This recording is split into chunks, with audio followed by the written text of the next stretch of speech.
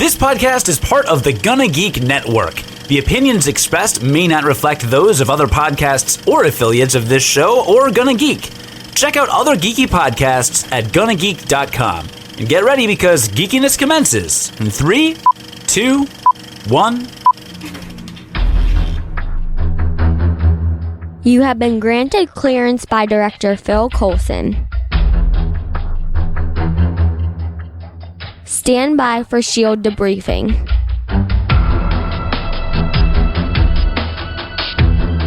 All information to be discussed here is classified and may only be discussed among agents granted clearance by the S.H.I.E.L.D. Director. Now it's time for your scheduled debriefing. I'm Agent Stargate Pioneer. I'm Agent Haley. I'm Agent Lauren. And I'm Agent Lobster. Welcome to Legends of S.H.I.E.L.D, a Marvel Comic Universe podcast. This is podcast number 69 on Agents of S.H.I.E.L.D, Season 2, Episode 17, Melinda. This podcast is recorded on Wednesday, April 15th, 2015. Legends of S.H.I.E.L.D. is a fan-based podcast on the ABC television show Marvel's Agents of S.H.I.E.L.D., Marvel's Agent Carter, Marvel's Daredevil on Netflix, woohoo! Yay! And the general Marvel comic universe. Because of electric hand dryers. If you'd like to talk to us about electric hand dryers, you can find all of our contact information on our website, legendsofshield.com. You can call and leave us a voicemail line, 844-THE-BUS-1, 844-843-2871. You can also find us on Facebook, Legends of S.H.I.E.L.D. Podcast, Twitter, @Legends of S.H.I.E.L.D., Tumblr, legendsofshield.tumblr.com, YouTube, Legends of S.H.I.E.L.D., and we also have forums available at forums.GonnaGeek.com, or you can search for GonnaGeek, all one word, on the Tap Talk app. Oh my goodness. First of all, I want to be upfront and say thank you to everyone for being so interactive with us, for tweeting along with us, for being on Facebook with us, this has been a busy week, hasn't it been? A few things going on. Just a bit. It's like Marvel's putting out some content or something. Just a bit. And a full press junket with the big ensemble cast. This is just we have a lot of information to cover this week. My finger just cramped up scrolling through our news. Over 20 pages of show notes, ladies and gentlemen. We're not going to get to everything. We're going to do our best, so just stay with us. But to begin with, thank you, Mr. Lobster, for joining us on this important busy week. Well, thank you for having me. I thought Mr. Lobster was your father. I'm my own father. I think that's how lobsters work, maybe? No? I don't know. I'm pretty sure it's not. No. Although I think there might be like this one immortal species of lobster, or else I'm getting confused with jellyfish. Yeah. They're sea creatures. They're weird. You never know. I know a lot of lobster facts. I actually probably know way too much about lobster reproduction than I should. But... Well, one would expect you to be, with the name. And moving closer to the ocean, too. Yes, indeed. Yes, indeed. Awesome. Going to be among your brethren? Yes. The sea, she calls to me. You know what else calls to you, Lobster, and I know it does? Daredevil. I have been enjoying the heck out of that show. I have not made it all the way through. I have been parsing them out and savoring them. Okay, show of metaphorical hands. Who has finished watching it? I have. Ditto. I cannot raise my claws. Yeah. Okay, first of all, for the audience listening in, don't worry, we're not going to spoil anything because we know that it takes a while to get through this. I actually took a couple of days off this weekend. I had a lot going on at home to begin with, had some family in town.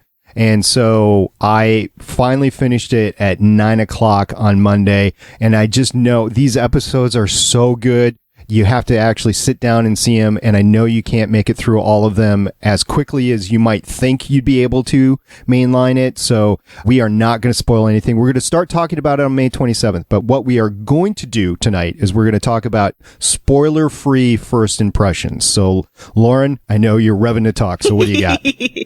All right, so it's pretty great because it starts off, just great, solid characters, solid writing. Wonderful performances. And then you start getting into the actual mythology.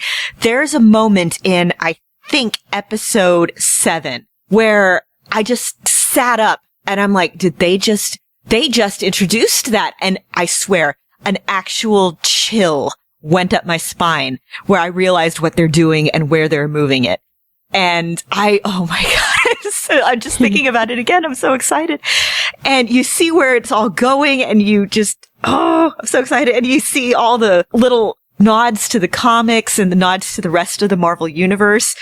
And just, I loved it. I loved it so much. And I can't wait until we get more with Jessica Jones and with Luke Cage and with the Iron Fist and with the Defenders. And every time they show the commercial where it's like Daredevil, the first Defender, I realize, oh my God, we're getting more. You guys, we're getting more. And it's all going to be awesome.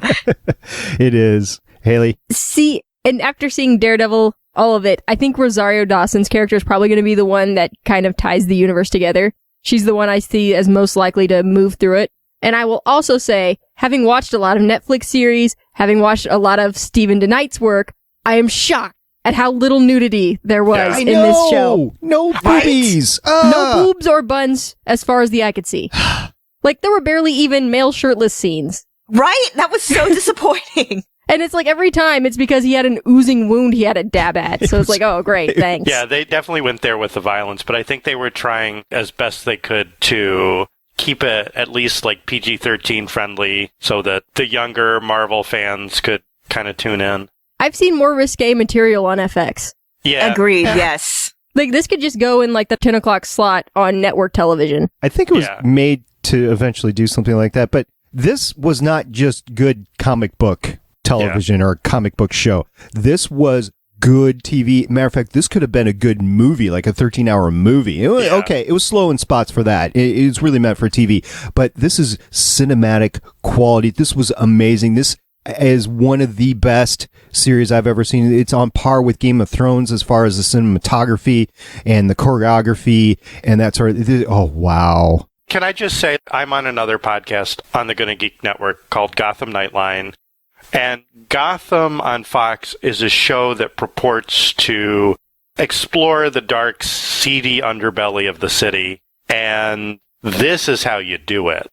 Episode 2 of Daredevil just looks at Gotham and, like a penguin playing chess, craps all over the board and says, like, look, this is how you do this. And it's especially hilarious because from what I understand, right now, at this point in time, Hell's Kitchen in New York is basically a hipster paradise. Yeah. There was some comedian that I remember hearing about how there's like a free-range organic mayonnaise shop there. Yep, sure. And I love how they just kind of lampshaded that. They're like, oh yeah, when the attack on New York happened, gentrification went away. And now it's back to 1980s, 1970s Hell's Kitchen. I loved that. Well, Hell's Kitchen is now known as, like, Clinton or Midtown. Yeah. They don't even call it Hell's Kitchen anymore. No, they don't. Okay, so you referred to it, Lobster. You run the Gotham podcast on the GonnaGeek network called Gotham Nightline, right? Right, yeah. Haley, you run the Crimson Comet podcast on the GonnaGeek network on Flash. Which I'm also on. Yes. Right.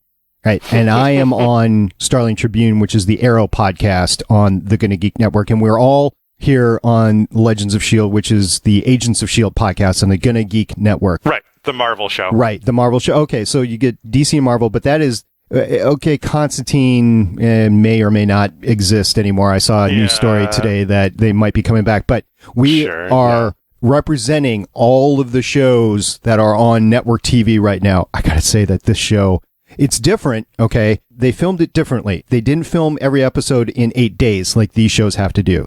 They filmed these 13 episodes over 10 months, so take that into consideration. But it was so much better than any of these shows that we podcast on. Right. Well, we've all been saying, I think, for a while that Marvel has dominated the movie world and DC has kind of dominated the television world. On your left, DC. Yeah.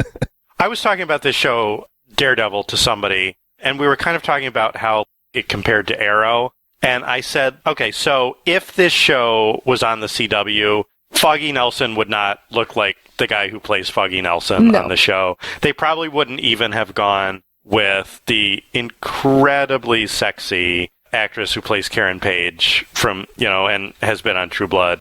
Even the way they show her in the show, you see the flaws in her skin and stuff like that. It's just the way they do this show.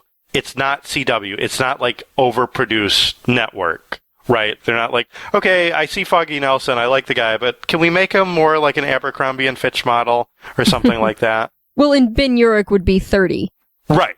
I just really enjoy the aesthetic of the show. Definitely. It's amazing. We have a lot to cover, and we're going to be taking this, as I stated before, episode by episode this summer, starting live May 27th. We're going to be recording on it. If you haven't checked it out, check it out. Don't watch it with the little kids around. It's not little kid friendly. No, especially not starting from episode 3 onward. Right, but the fight scenes in it, I do have some issues with it, and we'll talk about that later. But I was a boxer in college. It was one of the things I did. I boxed, and seeing how they actually did these fights, it was the most realistic TV I've seen. Arrow, I love the multi-choreography fights. I really do. When they have Nissa fighting and Ollie fighting, and they have 3 or 4 fights going on with Thea and Roy all at the same time, those are great. And they do those within 8 days, and for that, they're amazing. Agents of S.H.I.E.L.D., the May versus May fight, the May versus Bobby fight, the May versus Agent 33 fight. Right. It's all good, right? But this was on another level, though. Yeah. If you go back and again look at Stephen DeKnight's last produced show, Spartacus, again, amazingly choreographed fights, but it's a different kind of fighting. Yeah. I loved watching those fight scenes so much. On the one hand, if you watch it from a point of view of somebody who's looking at it from the choreography, you're impressed. And from the point of view who's somebody who's watching it from a, wow, that looks like it hurt, you're also impressed. Yeah. right. Can I just say one more thing about Daredevil? I have to give Netflix props because they just released the show with the visually impaired. Descriptive audio for the visually impaired, which, if you're doing a show about a blind character, is a must-have. Yeah, you'd think. Now, if they'll start doing that for some of their other shows, They said they're going to. Yeah. good. They just started with this one. They already do like more foreign language dubbing than like any other show that's available anywhere. Yeah, in the past couple years, when I first got Netflix, I tend to watch TV with captions because in general, I have excellent hearing, but sometimes the understanding isn't so good. So ever since I was little, I watch with captions. And when I was first watching Netflix, their captions were terrible. I remember watching Sons of Anarchy and I'm like, those aren't even words. And now it's much better. The captions are they're great. And every once in a while, I'll be watching something on Netflix and text will appear on screen and I'll get like a German translation at the bottom. Yeah, right. And I'll be like, wait, what? Ein Feiste what? I'm like, okay. When cool. I first started episode 1 of Daredevil, I must have hit the caption button one too many times. Because, no. Because it does it by itself. Well, I actually turn on closed captioning, and I cycled it through too many times. So I had Spanish up at one point, I had French up at some point, and it's great that they have that all available. But I didn't know, it was my first episode of it, and I didn't know if it was supposed to be like that or not. So I had to go back and start it over. I was like, no, I can't understand this. Okay, so last thoughts on Daredevil. Haley, go. It was really good. I can't wait to rewatch it, and I can't wait to see how the other Netflix shows tie in. Lobster? I can't wait to talk about it here on Legends of S.H.I.E.L.D. Lauren? If you have not watched it yet, like we said, we will be doing it starting May 27th. And hey, why not just watch it through with us while we talk about it? Absolutely. All right, we're going to be heading on in the episode now.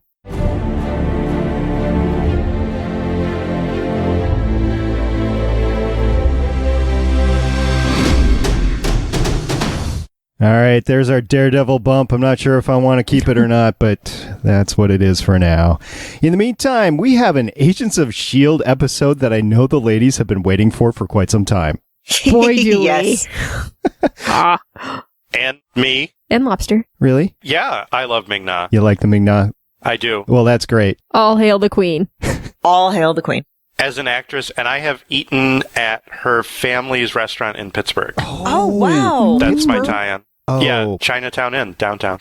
Oh, I'm so going there. Road trip, guys. Ferris, if you're hearing me, I'm headed your way, buddy. All right, so Agents of S.H.I.E.L.D. episode Melinda, season 2, episode 17. It was written by DJ Doyle. This was his third Agents of S.H.I.E.L.D. episode. He also did Nothing Personal in the first season, and The Things We Bury, which we all remember Grant Ward being really creepy in. And DJ Doyle has also been production staff on a little show that we all know as Heroes. So it's been around a little bit. It was also directed, this Agents of S.H.I.E.L.D. Melinda episode was directed by Gary A. Brown, who is one of the Agents of S.H.I.E.L.D. co-executive producer. He's been around for some time. He has an IMDb page, which you can see in the show notes, and you can look them up. These are two very talented gentlemen, and go ahead and check them out. And I think the combination of the two really made this episode. So a lot going on in this episode. We get a lot of backstory. It starts 7 years ago with a very provocative shower scene, which I wish we'd have got more in Daredevil, but we saw May before she became the Cavalry. Oh, it was just so bitter, sweet, kind of seeing her and Andrew before everything went down, and they're happy, and she wasn't emotionally shut down, and she wants kids. Yeah. She was acting a lot more like, if you ever get a chance to see Ming-Na went in an interview or at a con, she's acting a lot more like that. Yeah. Mm-hmm. Yeah. Like herself, basically. Yeah. So we see her around. Coulson comes in a little bit early. They meet. They're going off to bring somebody in, a new recruit for maybe Andrew to talk to. And it was interesting. I mean, the dynamic between the three. Did you guys sense any tension in there whatsoever? No. Well, there's the work husband thing. Yeah. Like, Coulson is totally her work husband, and there didn't really seem to be any rivalry or anything like that because it's Coulson. Yeah. So everything's cool. I mean, Andrew made him a cup of coffee, so... Right, I know, but his comment that it's my time sort of thing, I was like, maybe, but yes, you're right. I got the sense more it was like a joking thing. Yeah. Okay. So then they go off on the plane, right? And Coulson said, hey, we're going to retire this fleet pretty soon. And you know that's the same airframe that they turned in the 616. That's the bus. Well, yeah, I checked. Yeah? And this would have been in 2008, and this is right when Iron Man happened. So good timing there. Yes. Yeah, well, and he mentions that Fury's starting to put together this team. Take Earth's mightiest, find out if they're heroes. Yeah. Which was a fantastic line. But-um-ch.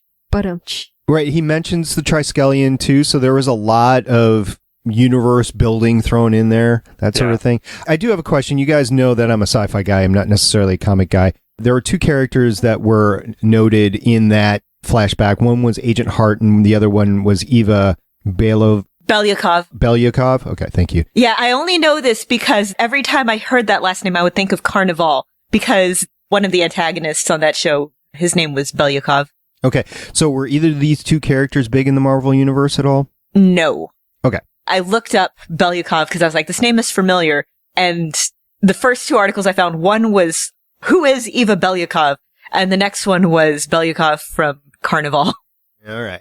So that was all setting up, and we see where it ultimately went. But in the meantime, we all knew that this was the episode we were going to see the cavalry. We did have a clue as to what it was going to turn out to be. But another thing that was kind of weird with May, Agent May, in this episode was how last episode ended, and then this episode started back to present day on the Iliad with Weaver and Bobby and May. She was just waltzing in like, yeah, okay, I'm joining the new S.H.I.E.L.D. What? How'd that happen? Well, after the whole loaded gun scene with Admiral Adama, I thought that was pretty much the understanding, was that she was going to take the job, but with the understanding that she was going to try to clear Coulson with the rest of them. Yeah. Yeah, I don't think that he would expect her to just let it drop. The whole interaction later with Bobby and May in the Quinjet as they were going out to the base, I was like, Bobby, just shut up. You're not getting anywhere. And May basically sets her down and says something like, I understand where you're coming from, and I've been there. You want to know exactly what she said? Yeah. You're worried that I don't understand your choice. Well, sometimes that's the price of doing the right thing. No one will understand, and it hurts like hell.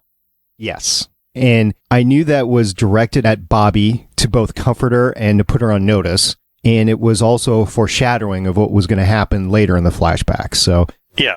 I mean, excellently done episode in that way. And also, I've been bringing this up every episode, where are the Koenigs, because the last time we saw them was on the 616 bus, and Coulson said, okay, start Theta Protocol, and that's the last we saw of them. Theta Protocol has not been mentioned since then. All of a sudden, it's a big thing. Clone Army. Yeah, remember last time we joked, Oh, Theta Protocol is Army of Koenigs. Yeah. Yeah, I love that is apparently, as Lobster brought up in the pre-show, a theory on, I guess, Reddit. Yeah, it's floating around out there. We can't be the only ones who are theorizing that. Army of Koenig. So you got Ultron's army coming up. Yeah, that's what the 100 bunk beds are for. I'm serious. Yeah. Right. And you've got the Ultron's army coming up. You've got the army that we've seen in previous Ant-Man trailers coming up. There's a lot of armies out there. Avengers Academy. Yeah. Nice. Is that what you're thinking? I have to think it's something like that. Mm-hmm. That maybe Coulson is traveling around the world gathering, what do we call them? Specials? Do we call them metahumans? Gifted, talented, people on the index. Something that I thought of the second time I watched it, maybe this is just me assuming, but let's assume that this is ramping up into Age of Ultron. What if it's not Coulson so much that's doing a lot of this? What if it's Fury? Ooh. What if Fury still has access to a lot of this stuff? What if Fury's the one who's going through the shell companies and everything, and Theta Protocol is something only tangentially related, like give this account number access to it, and this account number is Fury. Everything that I'm seeing this season, my mind is going to Civil War. Yeah. Because setting up the powered versus non-powered and the different ways in which you react to people that have abilities, I think it's all setting up Civil War, because they've already kind of exposed, some people think these people need to be indexed or locked up or registered or just put down. Yeah, or put down. And other people feel that they should be used as part of a team, but government sanctioned. And then some people, that's everything that I'm seeing, especially with the two shields, right? Okay, so Victoria brings up in the chat, and I was going to bring this up too, then why would Coulson be jumping all over? And it's more than just him jumping all over. It's what he's been telling May, allegedly, because I think May's covering up a lot of stuff. I don't think she's telling completely the truth. But Coulson's been going to Germany when he says he's going to London. Yeah. He's been traveling a lot, but he's been mistelling where he's been going when he's been traveling. So he's definitely been hiding something. May mentions every S.H.I.E.L.D. director has secrets. Well, in all fairness, I think this episode explains why he might not necessarily tell May that he's going around collecting people with special abilities. True. If Bahrain affected May in that way and Coulson knows it, then he's probably not going to clue her in about his plan to collect people with special powers in one place. And that would definitely explain why he was meeting with Andrew. Right. May's ex-husband. Yeah. Yeah. Yeah. Who is probably doing psych profiles on these people that he's bringing in to make sure that they are, in fact, stable and can be trusted and trained. Yeah. Or could it just have something to do with Skye wanting to keep her on the team, wanting to know? We don't even know how long he's been talking to May's ex. Yeah. We just have that one picture. Could it have something to do with how do you think this would affect her? Blah, blah, blah. Because Coulson is basically team dad. I get the feeling that May knows a lot more about what's going on than she's letting on. And I also think I will stand by the possibility of the theory that I announced last week that Simmons is either Hydra or working for Adama S.H.I.E.L.D. or compliance will be rewarded or something like that, because May is not completely sure if she can trust Simmons. And it's obvious in their interactions when she gets back to the base. Well, see, I got the feeling that May didn't know that Fury was hiding this much stuff from her. She thought she was his number 2 and she was in on pretty much anything big. She might not know all the details, but she knew what was going on. And she finds out he's keeping all these secrets, and he's wondering who was in on which secrets, which is why she was talking to Simmons that way. Yeah. And let's face it, Simmons might be acting a little squirrely because Coulson did have the big secret that he was sharing with her with regards to the gifted stuff. Right. And Coulson, how he's been acting last episode specifically, he's not letting Hunter in on everything, and he's playing it off like funny, haha, but he's leaving Hunter in the dark quite a bit. Well, with Deathlock showing up? Yes. You mean? Deathlock showing up, calling the Quinjets. Where do you think Deathlock was hanging out in the hotel room? Was he in the bathroom? Was he watching TV? Was he getting takeout? Well, there was a question that came up in the chat, which was who was basically babysitting these powered individuals that might be hanging out in some Avengers Academy somewhere. And I said in the chat that it was Deathlock and an army of Koenig babysitters, just like watching everybody. But I think that's probably true because he did have Deathlock going around, was doing stuff for him. And if you are going to send someone after a superpowered individual, Deathlock is a good person to send because he can pretty much handle anything. Yeah, and he knows what it's like. Yeah. Talking about superpowers, Skye literally moves mountains. Because she's an earthbender. She is. I like her playing the glasses and music of glasses, and then boom. It's her first music recital. Mom was there for it. It was great. Oh my god. Okay, no, my favorite part of that whole thing was when Sierra was like, "Did you make any friends at S.H.I.E.L.D?" I know. Oh. Did you make any friends at school? Yeah. It was good. And then also superpowers, we got to talk about Reyna with her clairvoyancy. That's pretty cool too. Yeah. It's funny that she spent so much time in service of someone. Looking for the clairvoyant. Yeah, in service of someone that was called the clairvoyant. And now she is one. Yeah. It's amazing. Yeah, she wore the flower dresses, now she wears the thorns. She's looking for a clairvoyant, now she is one.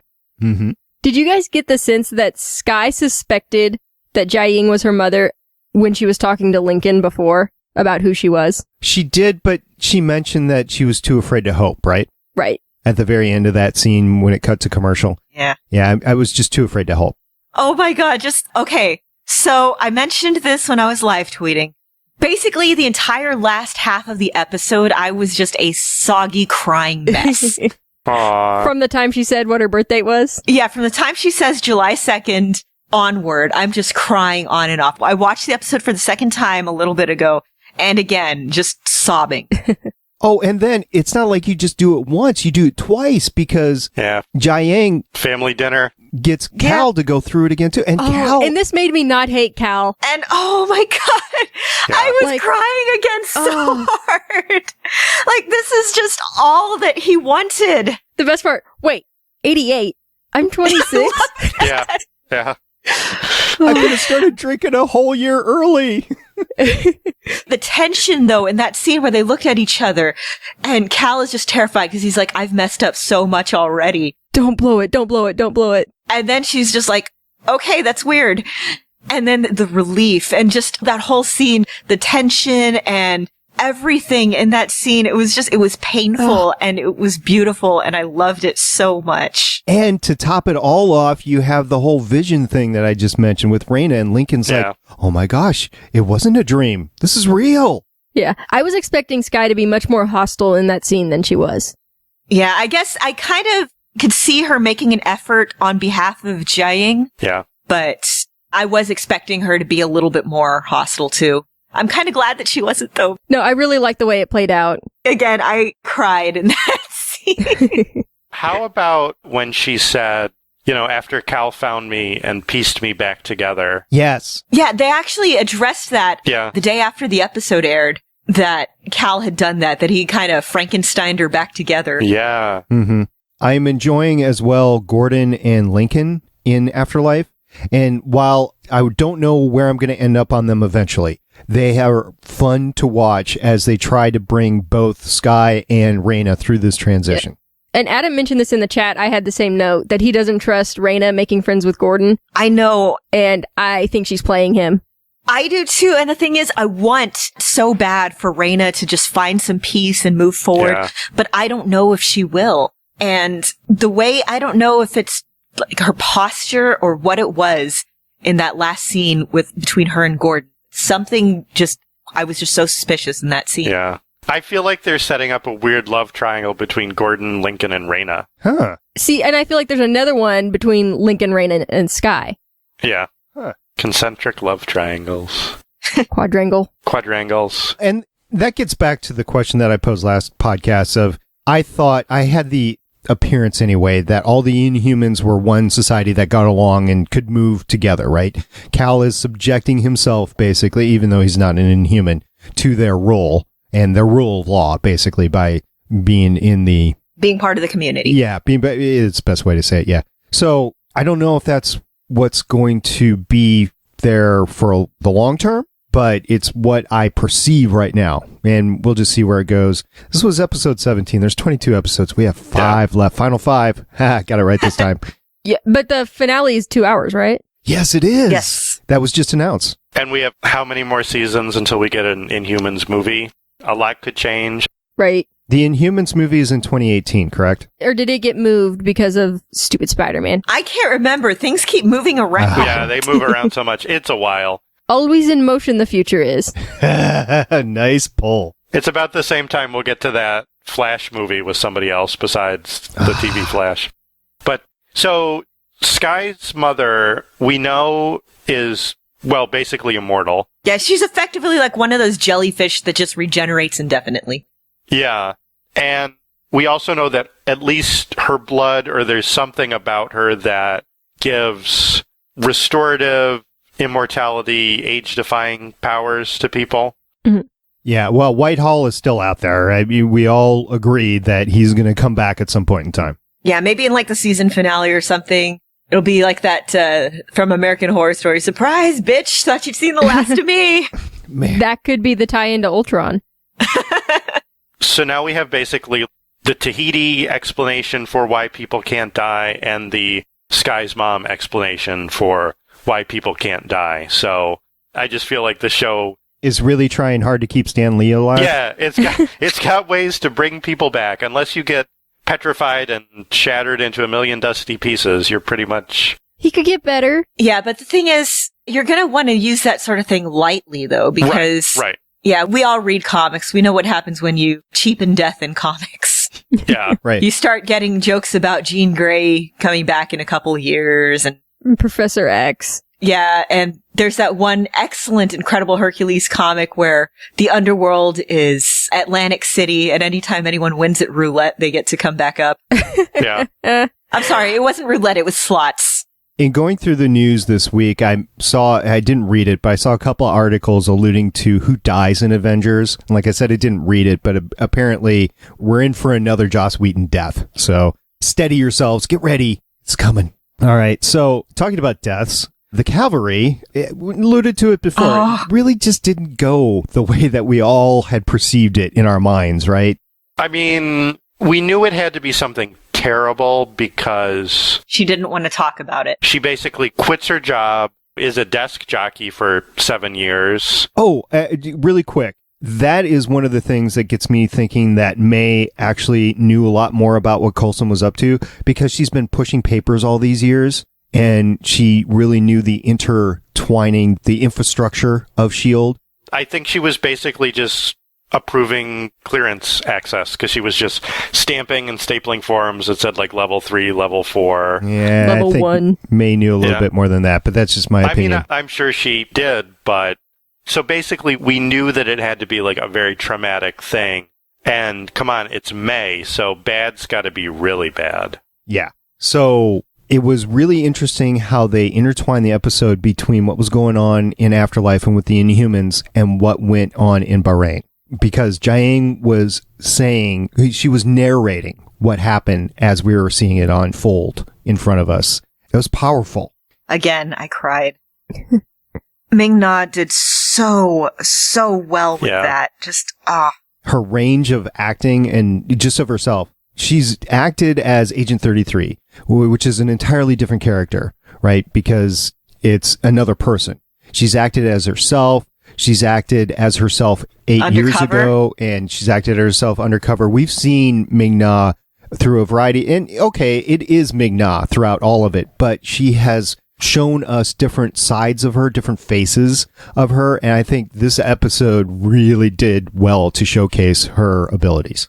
Yeah, I've been a fan for a while, but this show is really using her to her full potential. And then afterwards, after it happens in Bahrain, when she goes home and her husband tries to hold her hand, and she flashes back to the fact that the little girl really did the emotion, confusion, stealing, hard to say if it's a Scarlet Witch sort of power or something, I'm not sure, but she recoiled away from him, right? And she's got that staff in her now. She didn't have the remnants of the Asgardian staff in her back then. But if you combine everything that's happened to her over the last 10 years, she's wound up inside. I mean, she's dealing with a lot of stuff. Character, Agent May. Yeah. Yeah. Yeah. I wanted to just talk about the way that the scenes afterwards were handled, like her breaking down in between her sitting in the ambulance after the mission and then her going home, and you see her withdrawing from her husband. And it was so much said with relatively little. Yeah. No dialogue at all on her part, No, really. it was so well done and just so beautiful and sad and just well done. Marvel right there. Well done, Ming-Na. Well done, everyone. Right. And Coulson, right after it happened, was right there, and he was there to hold her. He couldn't do anything but hold her because she needed something there, but it affected her for a while. And, of course, the Maria Hill Easter egg, whatever you want to call it. From the office of Maria Hill Yeah. on Yeah. the letterhead. Mhm. Yeah.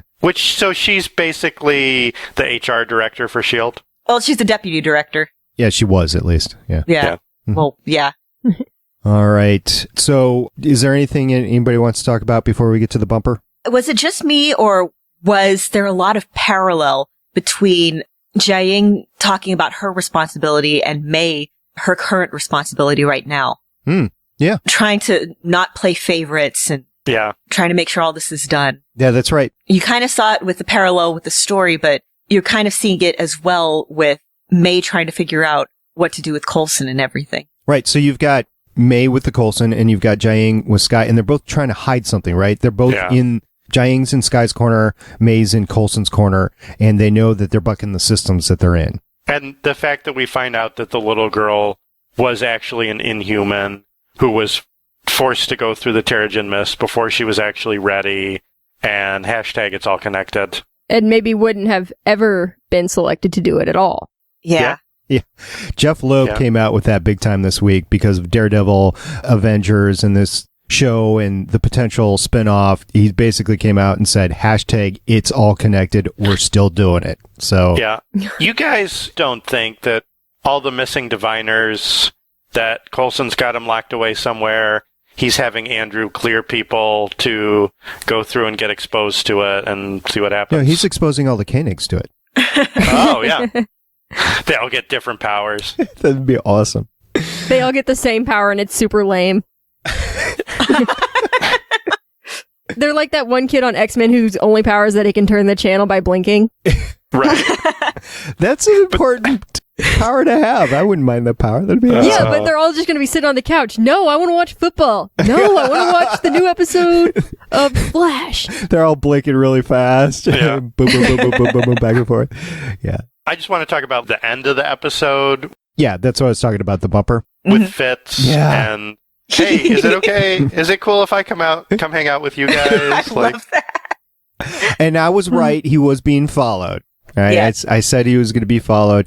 Although I still think there's a portion of this that we're not being told that Simmons is actually using this to her advantage. No. I still don't think so. All right. It's the prosciutto sandwich. She's totally Team Yeah. Fitz. All right. Team Coulson. The sandwich cannot tell a lie. Yeah. By the way, I saw a bunch of recipes online this past week for that sandwich. So if anybody's got a good version of that recipe, email me, stargatepioneer@GonnaGeek.com. I would like to make that sandwich. So electric hand dryer. Hey. I'm actually kind of scared. I will never look at a public restroom electronic hand dryer again the same way. As long as it's not one of those stupid ones that you stick your hands down in and then it just splashes water on you. I know. With Those are cool. like the LED lights, and it actually No. splatters water all over the place. I like those. Those are cool. Those are terrible. I hate all of the electric hand dryers. Just give me paper towels. Oh, tree killer. Tree killer. Yeah, because using electricity is so much better for the environment. I like the accelerator, and that's pretty much it for hand dryers. Just like the one jet. No, those never work. No, the ones that you just stick your hands in it and it looks like some sort of like weird, it's going to tag you and send you out into the wild. No, it looks like a weird urinal that you're going to stick your hands in, and it's just going to splash your pee all over the place. No, what the hell kind are you looking at? No, these ones, it looks like it's good. Like, it looks like some sort of weird sci-fi device that you stick your hands in and it's going to like tag your wrists and then send you out into the wild and monitor your movement. See, Yeah. I always feel like it's scanning me for tracking devices or something. Yeah. It's implanting one. And then it goes like really loud, and those things are cool. Sonic shower. The first time I ever saw one, we were at a burger place in Austin, and it was me, my friend's kids, and me and my friend's kids, who were at the time, I think about 4 and 2. You stuck them in there? Yeah, we're just standing there in front of the things, just like sticking our hands in it, like, ooh.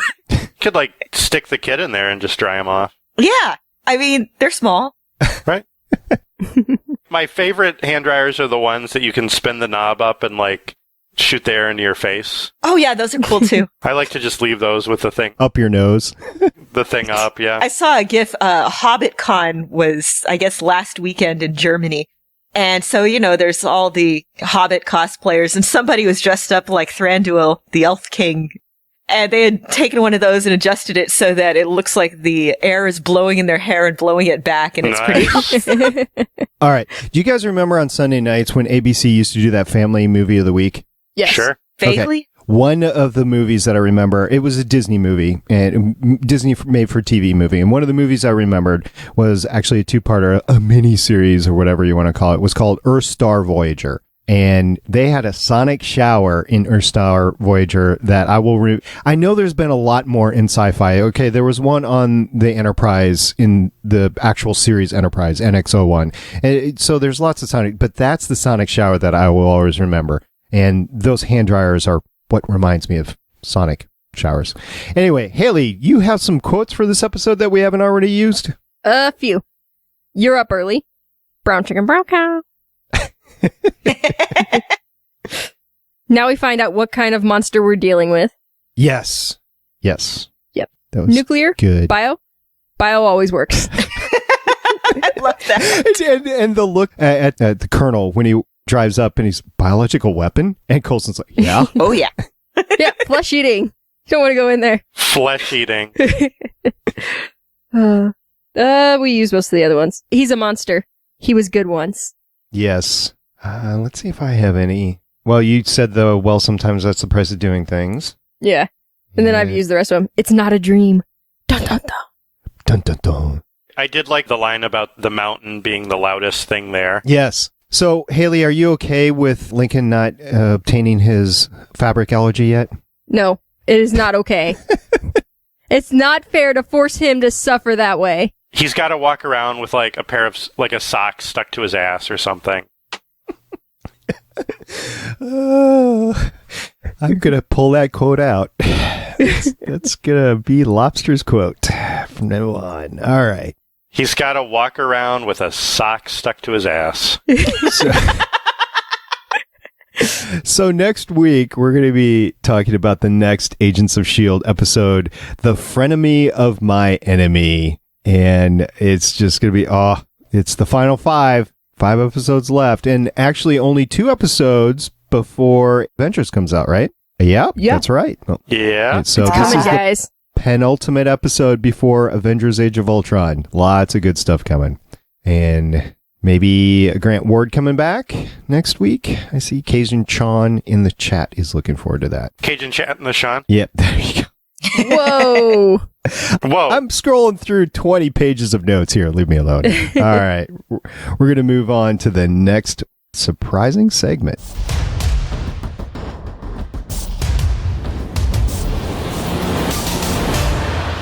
Guess what, folks? We got another panel for you. Haley went to PlanetCon, 2 months ago now? I can't even remember when it was. It's been a while. It's been a while. And she grabbed some audio, and it's taken us some time to go through it. I'll tell you, this week has been a busy week. We had 13 hours of Daredevil to sit down and watch, mainstream. I had a podcast to edit. We had Agents of S.H.I.E.L.D. I mean, it's just been an incredible week. But one of the panels that Haley actually got was Ming-Na win. All hail the queen. Yay! She was the very first panel of the con. right. And so you were all getting set up with your audio, didn't know what you were doing. Yeah, I figured some things out throughout the weekend, got a little better at it. But she was amazing.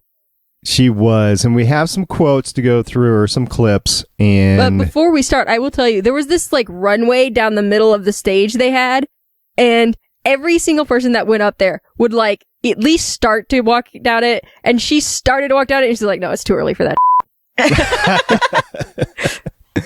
I see. Sam Witwer totally did it, and I didn't get it on tape, but it was hilarious. God, Sam Witwer was there? Yes, he was there. And he walked down the runway and took off his jacket and did like the model turn. It was great. Oh, yeah, calm yourself. Lauren, I almost saw Carrie Elwes's butt. Okay. Lauren, steady yourself. You have at least 2, if not 3 cons coming up really soon. Yeah. So you're going to have some fun this summer too. Oh, by the way, Haley Atwell was just announced for Comicpalooza. Yeah. Okay. You going to be okay? You need a moment, Lauren? I'm going to be okay. I'm going to be okay. I'm just go back to picturing Sam Witwer taking off his jacket. Okay. Okay. His jacket. Yeah, jacket. I bet he jacket. Let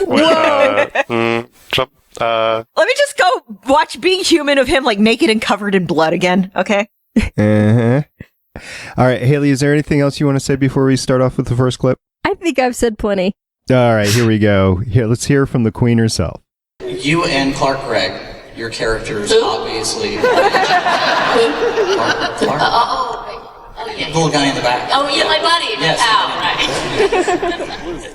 May and Coulson obviously have a history, and it hasn't been entirely fleshed out in the show. Have you two sat down and gone through and made up your own backstory, or do you have something there from the writing team that says, this is how you met, this was the mission? Because we get hits. Yeah. No. We have, we do definitely. Coulson and May have an incredible back history, and they've worked together really during the academy. Basically, that's how they met, and they've done quite a lot of missions together. And you'll get to see some of that in the later episodes. And I know there are some Melinda fans out there, right? Some of them wanting them to hook up. I don't know why. The fact that you know that shipper nickname, you guys do pay attention to social media a lot. We do. Because our fans are so social media savvy, and between the podcasts and the bloggings, and we do try to keep in touch with our fans as much as we can. So, I think there's going to be more backstory between Coulson and May given in the future. I would hope so. I hope so. Yeah. I like them. But we saw a piece of it in this episode. I ship Melinda. Well, yes, everyone does. Everyone does. They ship Melinda. Yeah. Right. Nobody ships Melinda more than Clark Gregg. Clark Gregg is the biggest Marvel fanboy on the planet. He seriously is. I think those cards that he had in Avengers were actually his cards. He had them on set, and Joss is like, oh, I want to use those in the movie. And he didn't tell him that he was going to get them all bloody. Oh. I don't know. I just made that up. Anyway, we have another clip. Are you guys ready to hear it? Yes. Rete. Yes. What was your favorite episode in S.H.I.E.L.D? Like, favorite of all? Oh, wow, that's a really tough question. I love so many of them. I think only because one of my bucket lists was to play an evil twin, in a way, so I loved being able to beat myself up. So that particular episode where there was the May versus May fight, that one was pretty special. I'm not sure I would want to beat myself up, but okay. I would like to just to be able to say I've done it. I would pay to see a Lauren versus Lauren fight. It would be more of a slap fight. I see a lot of tripping. Yeah. There would be a lot of accidental injuries involved instead of intentional ones. Well, I mean, that's Haley Atwell for you, right? Very similar. Yeah, I suppose so. With more of the injuries directed inward than outward. Ooh, a little bit of Skye going on. She needs gauntlets. I would just wear gauntlets just because they look cool. Yeah, they do, don't they? Cosplay, maybe? Yeah. Little Skye cosplay going on? Oh my god, cosplay battle. That's how you could tell who's who. Yeah, there you go. It's like, you have one me wearing like a wig and the other me is wearing a different wig just cause. That's right. All right. We have a third clip. I'm going to play it. Hi. I was curious of how you felt after the season break, like finding out that Skye was becoming inhuman. Yes. Well, after the last episode, shooting the last episode, I was very relieved because I could get some sleep. That's one. And we were really, really excited because I know the fans have been asking, you know, as much as they love Agents of S.H.I.E.L.D. and what we do, everybody is waiting for characters with superpowers. And the fact that now we have them, and one in our own family midst, it was a very exciting time. And the episodes that are coming up is really kick-ass. Kick-ass, yep. As we said, this was recorded, 3-4 weeks ago? I'm not sure. So there's been a lot of good yeah. Yeah, there's been a lot of good stuff that's happened since it, but we have 5 excellent episodes left, and we didn't even get a Dama in this episode. There's going to be... I can't wait to see him fighting. That would be awesome. And the Colonel, Ty, he needs to come on. Oh, that'd be so awesome. The fracking chap. Okay, that would be amazing. It would, wouldn't it? All right, we have a last clip. You guys ready for it? Of course. Yep. All right, well, kind of to expand on what Jason said earlier about backstory and things like that.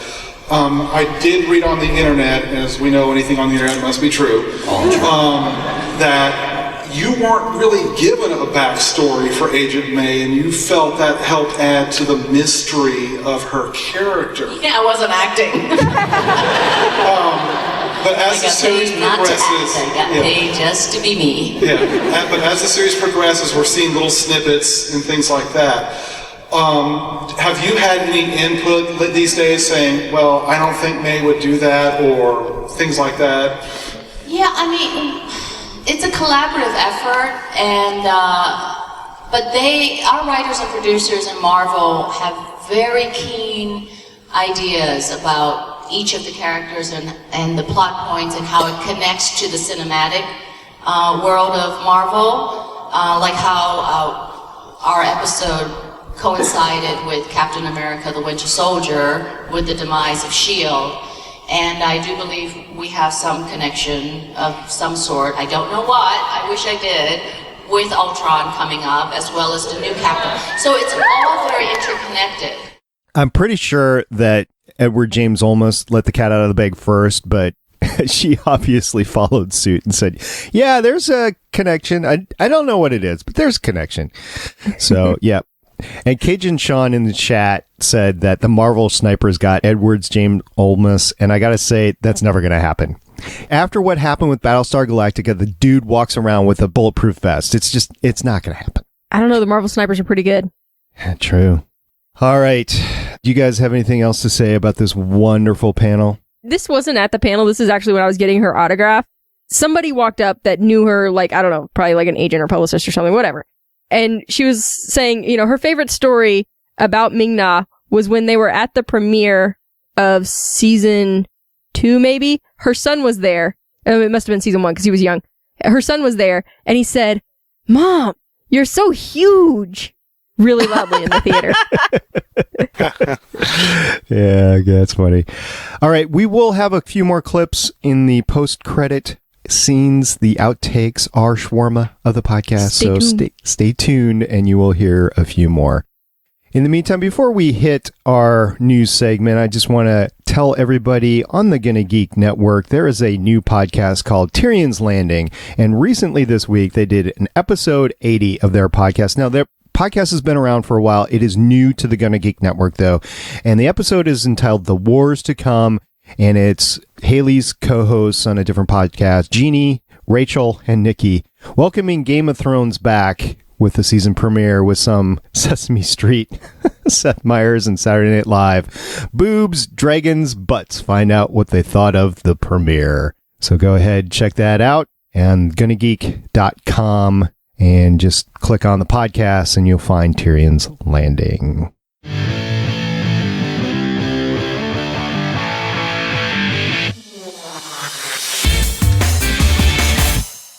We have a bucket full of news today, and we'll try to get as much as we can in, but we also realize that people don't want to listen to a 10-hour podcast here, so we'll go until we lose our voices. Right. And so whatever we don't get to, I encourage you to check out the show notes. There are literally the show notes that we work off of are like 20 pages long, so you're going to get a lot of news items. But in the meantime, we'll start out with ratings. Haley, what do you got for this week? Well, we're down this week. It was 3.91 million viewers live plus same day, which is down about 250,000 from last week and the week before. It's been pretty consistently around 4.3 million up until this point. I would expect as we start getting closer to the new Avengers movie, it's going to go up as people anticipate a crossover. And if it's anything like with Winter Soldier, there will be a post-movie bump.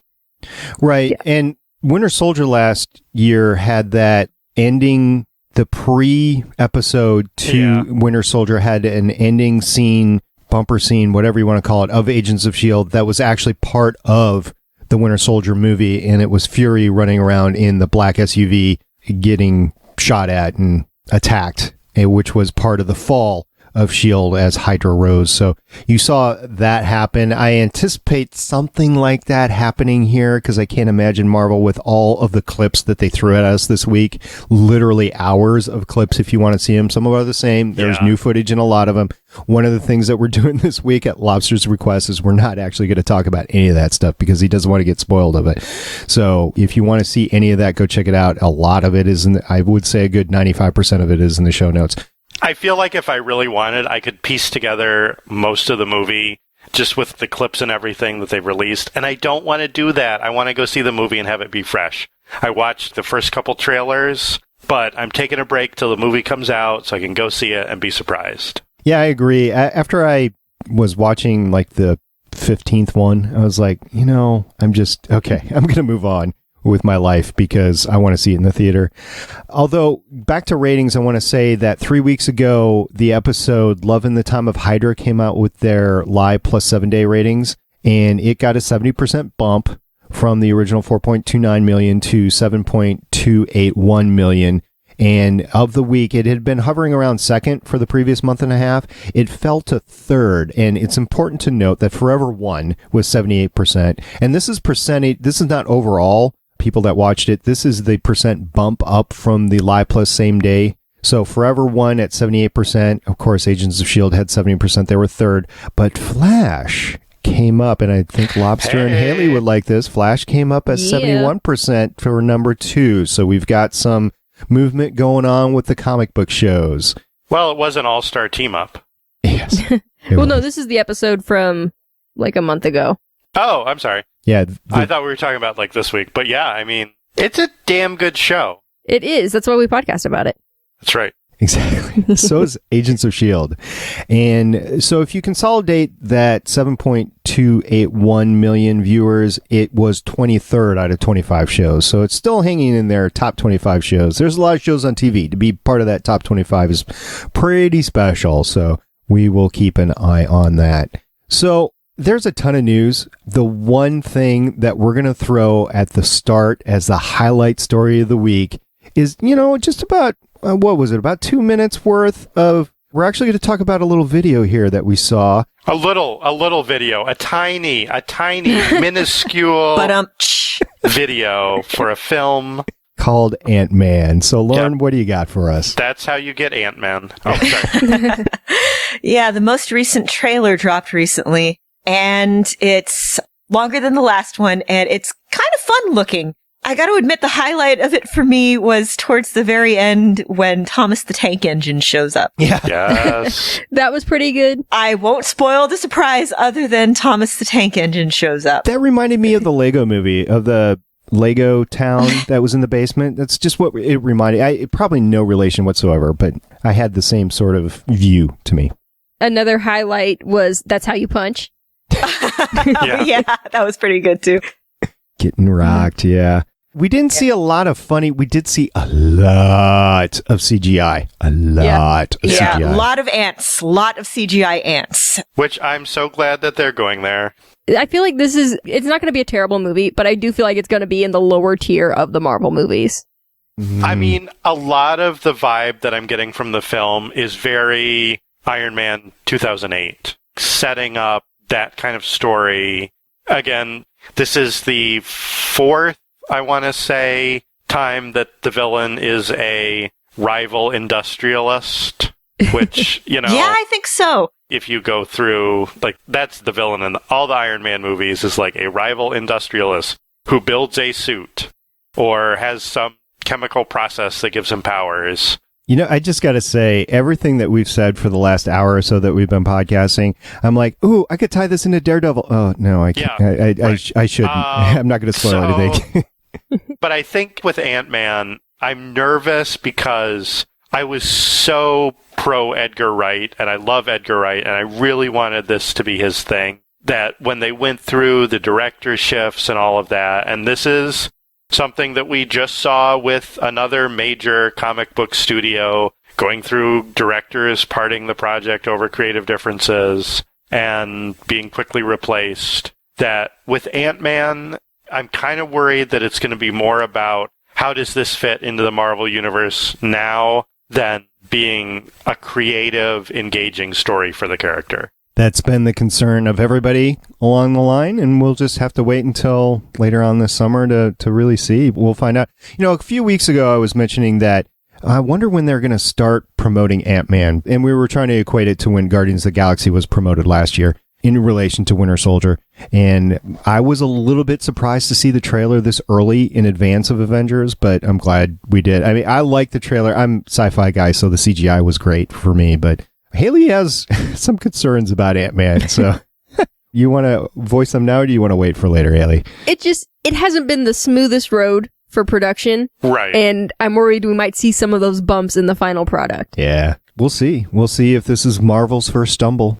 I mean, I think what it has going for it is the cast. Yeah. Paul Rudd, Michael Douglas. Evangeline Lilly, yes, and Corey Stahl, who was kind of a standout of the first season of House of Cards as the villain, and friggin' ants, man. I mean, come on. Like, as a fan of ants, I'm happy to see ants. I said that Ant-Man would be attracted to the sticky floors and spilled popcorn of America's theaters, or theaters around the world. That's how you get Ant-Man. So, have you ever had a little ant farm, Lauren? I tried, but my mom wouldn't actually buy me one, so I just kind of made one out of a coffee can. Huh? And it turns out that ants can escape coffee cans. And that's how you get ants. Do you want ants? Because that's how you get ants. That's how I got ants. That's how you get ants. So the moral of the story is... buy your kid an ant farm so you don't get ants. You kind of got to watch your 6-year-olds. Just a little bit. Range parenting doesn't really work with science-oriented kids, yeah. Yeah, well, and then again, it might not matter how closely you watch your kids, because there was the time that I snuck a tarantula home and kept it for 2 days before my parents noticed. Oh, I'm so glad you're not my kid. Terrifying. Absolutely terrifying. Dang. Well, and then they tried to make me let it go, and I did, but it came back. So then they made me like take it on my bike and let it go like further, so it couldn't find its way back. I miss Pop-Tart. She was a good tarantula. Named good Pop-Tart. tarantula. Well, I kept it in a Pop-Tart box. I think was Pop-Tart in the Home Alone movie? No, that was not Pop-Tart. I don't think that one had a name. Yeah, it did. Starpie's got to go check all his kids' rooms now. Watch out for tarantulas, guys. Yeah, between the lizards, the snakes, the tarantulas, the stray dogs, the neighbor's cats that I decided they weren't taking good enough care of, stray birds, the can of ants, the can of roly-polies, the time I tried to start a worm farm, tadpoles. Oh, geez, what else? Did you put lobsters in your swimming pool? I did not, but that's because we didn't have a swimming pool. However, there were crayfish that lived in a creek by my house. Is it crayfish or crawfish? It depends where you're from. It's crayfish or crawdads. Crawdaddies. Crayfish, crawfish, crawdads, mud bugs, whatever you want to call them. It's crawfish up in Minnesota. Oh, that's wrong. It's crawfish down here sometimes too, but then sometimes I say crayfish, and then right now we're having like the crawfish festival and stuff like that, so. Yeah, see? There you go. Haha. Those are my cousins, man. Come on. Yeah. All right, we're going to move on to a couple of Agents of S.H.I.E.L.D. news stories that we had. First of all, we got a spin-off. Well, maybe. Because ABC hasn't even officially said that there's going to be a season 3 of Agents of S.H.I.E.L.D. yet. But word is that there is going to be a spin-off. We don't know what it's going to be. There's not going to be like a backdoor pilot or anything mixed in with the last few episodes. But it's supposed to be clear by the end of the season what the show is going to be about. And we don't know if it's going to be another Agent Carter where they do it mid-season like they did with Agent Carter this year. Right. We don't know if it's going to come in the fall or if it's going to be the mid-season break show. The article did say that there's about a 60% chance right now that Agent Carter is going to get a season 2. I did not read that. That's awesome. Yes. It was just like a throwaway line in parentheses in the article. Yeah. But yes. I so want to know what happens in the sewers of New York in 1942.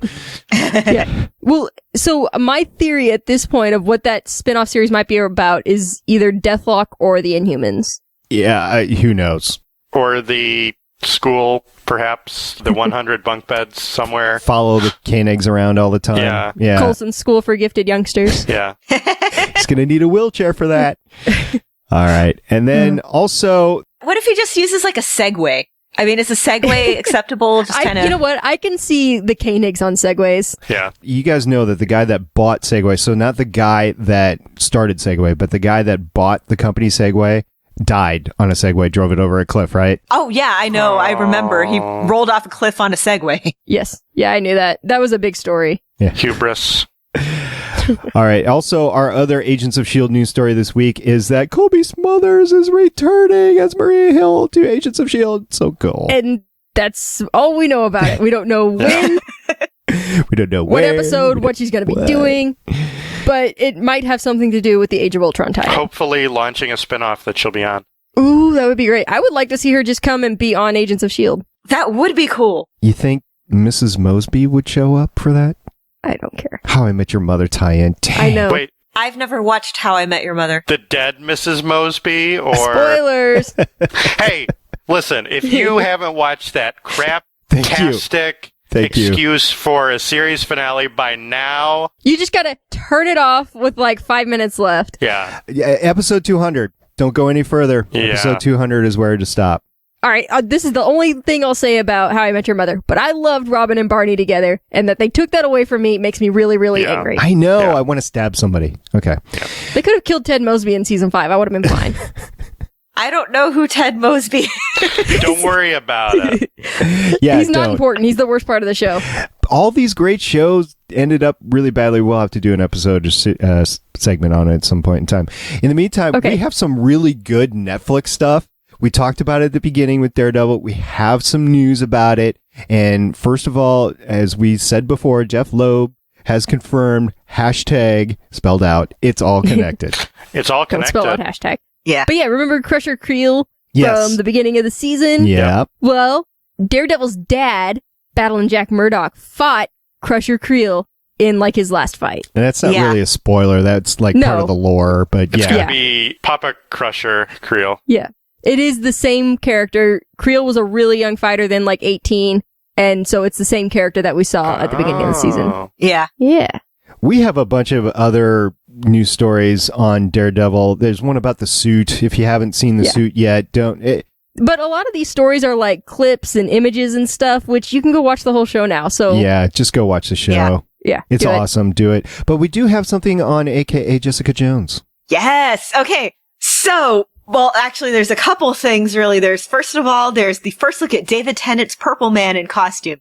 He's not actually purple. His clothes are, but he's not, which I'm actually thankful for, because it's a little silly. Like, it works in the comics, but... He's got, like, purple Hulk pants, though. Yeah, he's got like a purple pimp suit kind of going on. And I'm fine with that. I think, really, it's more about the attitude than... And come on. I would much rather for this TV show set in this universe for him to be called Kilgrave and just be a dude that dresses in purple than for him to be called the Purple Man, because let's face it, that's not intimidating at all. You know, with the way some of these shows have been doing it, I bet they call him the Man in Purple before they know his name. Yeah. And there's, I don't think we've linked to it, but there was also today leaked a picture of, and this makes me so happy, Mike Coulter and Kristen Ritter in costume and everything as Luke Cage and Jessica Jones, and they're riding a motorcycle, and it's adorable, and I'm so happy. I'll put it in the show notes. Yeah, Wonderful.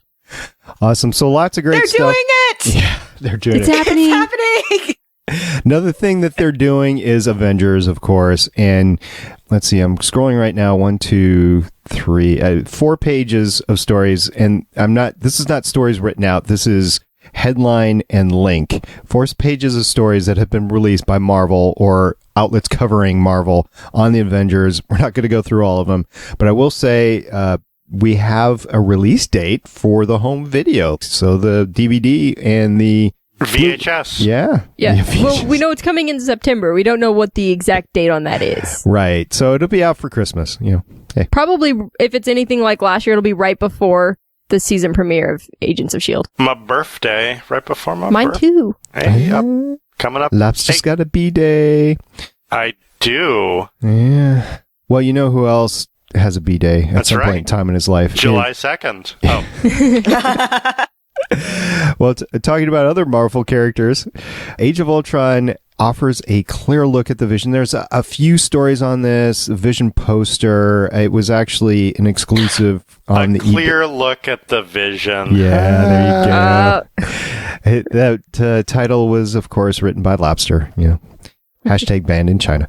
So we see the Vision. What do you guys think? It looks like the Vision. Speaking of Purple Man, yes. He's a little more fuchsia than I kind of pictured him from the comics. That's not necessarily a bad thing. It's just I thought he was more red, green, and yellow rather than... Yeah. Well, they made him look less like a Christmas tree. Fuchsia and aquamarine. I'm actually okay with this. It's the red, green, and yellow. It works great on the page, but it's one of those things that you don't know how good or bad it looks in real life until you do it, and then you're like, yeah, no, not quite.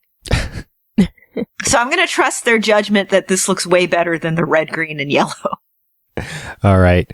And then also, we have not 1, but 2 cameo scenes by Stan Lee in Avengers Age of Ultron. Woot. And I will say, getting back to Daredevil, there is a Stan Lee cameo. If you can find it, let me know, because it is definitely a Where's Waldo sort of thing. So have fun with that. All right. And Lobster wants to talk a little bit about War Machine Mark II. Hey, I have 4 framed comic books on my wall that sit above my computer desk, and one of them is War Machine #1, which is a nice silvery cover, and it's the classic War Machine, not the Iron Patriot that they did in Iron Man 3, and it looks like with the toy that they're going back to the classic War Machine look for the Avengers. Yep. Mm-hmm. So we knew that Rhodey was going to be in Age of Ultron. I didn't necessarily know if War Machine was going to show up, so nice to know that we're going to get a new War Machine costume too, or suit, or armor, whatever you want to call it. I think it's always just a repaint with him. Hopefully some upgrades, since the House Party Protocol trashed all the other suits. Hopefully Tony's keeping his up to date. Yeah, and hopefully he changed his password. Yes, to password, just like in Arrow, right? War Machine rocks. 1, 2, 3, 4, 5, 6. Lobster, I got to ask you, when you frame a comic, do you just frame the cover, or do you frame the front and back? So I have these cool, floating frames. So it's basically the entire comic book pressed between 2 pieces of glass with a frame around it. If you check my Instagram feed, you can find what that looks like. But it's just the cover facing out? The cover is facing out, but it's the entire book is in there, and it preserves it really well. So if I want to pop open the frame and read the comic book again, I totally can. I also have Generation X #1, Spider-Man #1, the McFarlane cover, and She-Hulk 50, Sensational She-Hulk. Yeah, it's awesome. Speaking of Netflix series, please what? Can we do a She-Hulk? That would be amazing. Oh, that would be awesome. I don't know if Universal owns She-Hulk, though. I know they own the Hulk. Let's just have 5 episodes, 6 episodes. I'm not even asking for all that much, of Matt Murdock and Jennifer Walters having wacky court shenanigans. Yep. All right, so this podcast has the potential to go about 3.5 hours, which incidentally is the same length that Joss Whedon's first Avengers Age of Ultron cut was. That's the Lobster. You like to see that? I want to see that. I want to see it. It'd be awesome, right? I want the director's cut. Yeah, come on, do a Peter Jackson and release both versions. Yes. Yeah, but you don't have to release them 6 months apart. You could just put them out at the same time. That would be wonderful. Yeah, and we're still waiting for that X-Men Days of Future Past. It's still April, guys. Yeah, that's right. It's still April. Yeah. So, Lauren, you had a chance to watch something that I have not had a chance to watch too, because I was watching 13 hours of Daredevil until late on Monday night, which was the Jimmy Kimmel Avengers Family Feud. Okay, I watched this twice. I watched both of the Avengers on Jimmy Kimmel broadcast because I'm a nerd. So I'll do a summary of the whole episode, but in specific, we're linking to the Family Feud segment. So it starts off with a game of telephone where Jimmy Kimmel whispers, "The Avengers are on the show tonight." I've seen this. Somehow this gets translated to, "I have a rash." And then it ends up with, "The diaphragm jelly is in my glove box." Then there's a bunch of fans on a Skype wall. A girl accidentally shows her boobs. Clark Gregg shows up. Embarrassing fan art. Well, okay. It's actually really good fan art, but it's just one of those situations where it's like, oh no, guys, you're crossing the streams. Please don't. Where they're showing a lot of like Science Bros fan art. Science Bros, for those of you who aren't in the know, is the nickname for Bruce Banner and Tony Stark. Yep. As friends or a couple, more often a couple. And so they show them the art, and then they come back from break, and Robert Downey Jr. and Mark Ruffalo are reenacting it. So that was an experience. And then they go on to play Family Feud. Okay, so I don't know. They joked around that there was tequila to be had, and I will kind of believe it, especially with Chris Evans. At one point, Scarlett Johansson is wearing both Chris's name tags on her boobs. Yeah, they're answering things like, where's the most inconvenient place to turn into the Hulk? Somebody says the bedroom, and somebody else says, but that's the best place. Everybody's acting like actual 5-year-olds. And then Chris Hemsworth and Robert Downey Jr. ride around on a really ridiculous 3-person bike that Scarlett Johansson does not ride on because she's wearing a tiny little skirt. So it's pretty much worth a watch. It's hilarious. All their press stuff is generally really fun. And it's kind of nice to see Chris Evans looking like he's having a good time and not feeling completely awkward. Yes. As we have discussed before. Yep. And again, I don't know how much tequila was involved in that. Well, they've been having fun. You know, there's plenty of stories about them starting their press tour. Like Robert Downey Jr. is starting. Oh, yeah, no, they were posting. Okay, I don't know if you follow any of them on Facebook or Twitter. Yep. They've been posting pictures of themselves making like stupid faces and things. Mm-hmm. So yeah, it looks like they're having a good time with it. I would. Which is very nice for us fans because we get to partake in that and it's fun. They're probably having fun not filming right now because a bunch of them are actually filming Civil War right now too. Mark Ruffalo was talking about how one of his daughters was saying that he hadn't been home a lot. And he's like, well, okay, I'll take some time off. She's like, but we need to eat. Nom, nom, nom. Nom, nom. Nom, nom. All right. So do you guys have anything else you want to say about Avengers Age of Ultron at this point in time? It's out really, really soon. Yeah. It's coming. I want to see it. 2 weeks. Yeah. Mm-hmm. Me too. It's kind of like top of my list, you know? If you see all these clips, I think you will see it, but yeah. Yeah, so once again, go check the show notes. We have a couple of pages full of Avengers stories, and you can read until your heart's content. You can watch until your heart's content. I believe it could possibly bring you all the way up to the time that you step in and see Avengers Age of Ultron. So keep the show notes open, folks. All right, moving on to other movies, Civil War and beyond. We have a Mr. Mark Ruffalo interested in doing a Planet Hulk movie. Yes, totally. Yeah. That's it. That's the story. And that's Lobster's cut. He is interested. Yeah, I'm interested in that as well. And here's kind of like my vision for it is, you know how Stephen DeKnight is working on the Daredevil TV show, you get him to do basically Spartacus with the Hulk and do a movie where it's Hulk on the planet and you do Spartacus with, just do it. You know what that means, right? Sure. Giant green penis. Why not? And I've just officially, we talked about it before, but I've officially added Spartacus to the list of shows that I have not seen and need to. So it's on Netflix. It is. You have no excuse. So when you're done with Daredevil, watch Spartacus. Yeah. Just have a little Stephen S. DeKnight week. Yep. I will say there is a potential holdup with any solo Hulk films, which is that right now Universal has the distribution rights. Yes. So... Or so Mark Ruffalo says. Yes. I don't know how interested Marvel is at this point in doing another Hulk movie if they're going to have to work with somebody else. Wasn't there another story somewhere in here that Hulk is going to end up in the Guardians of the Galaxy universe? Well, that's how you do it. You send him off to the planet, and then the Guardians bring him back.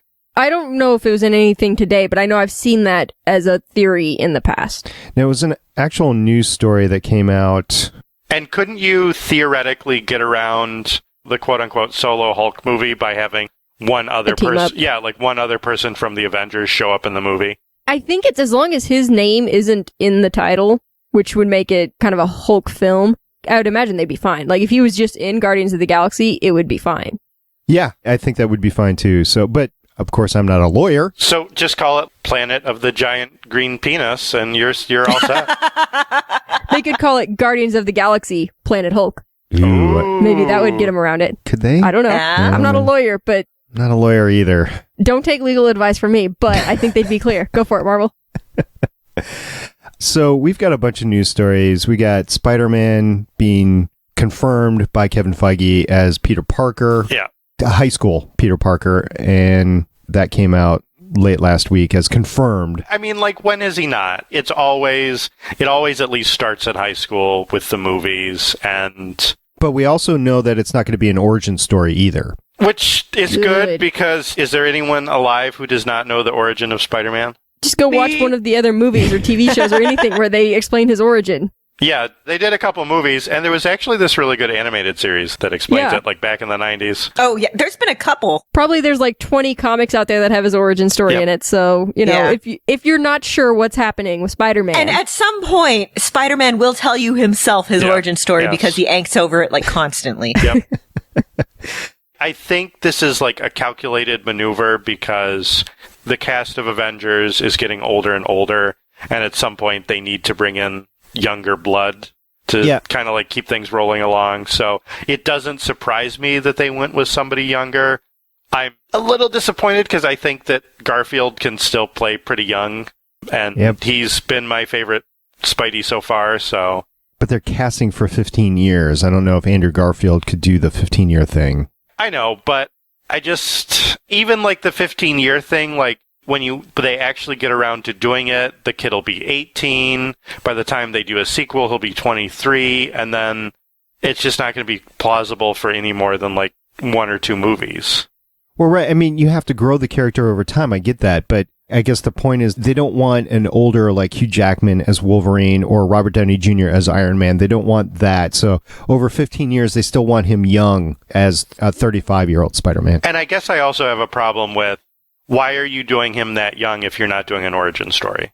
It's still, I don't know. To me, like, an interesting Spider-Man story is kind of an older, wiser Spider-Man who has been around the block. He's beaten plenty of villains. He knows the game, and he kind of has that little bit of a cynical, sarcastic edge that goes along with the friendly neighborhood Spider-Man stuff.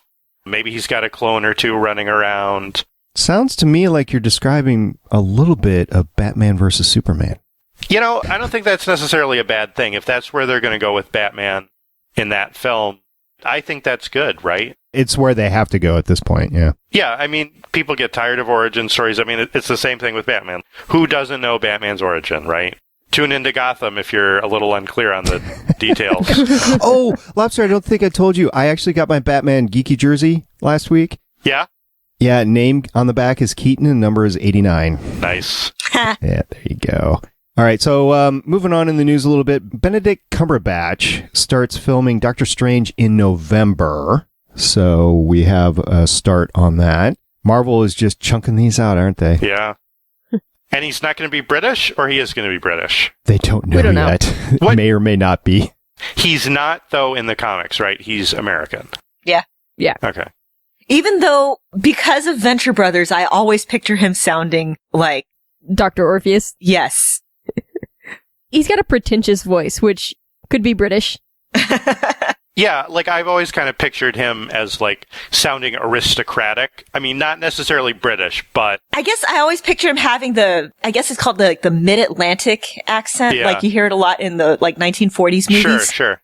It's just because he's so grandiose with everything he says. Yes. Yeah. And I think that Cumberbatch can pull it off, whether it's with a British accent or not.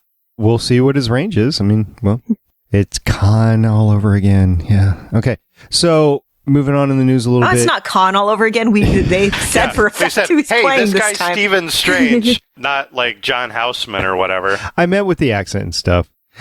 All right. It doesn't matter. I have a love-hate relationship with Benedict Cumberbatch, and it has nothing to do with the whole J.J. Abrams Khan thing.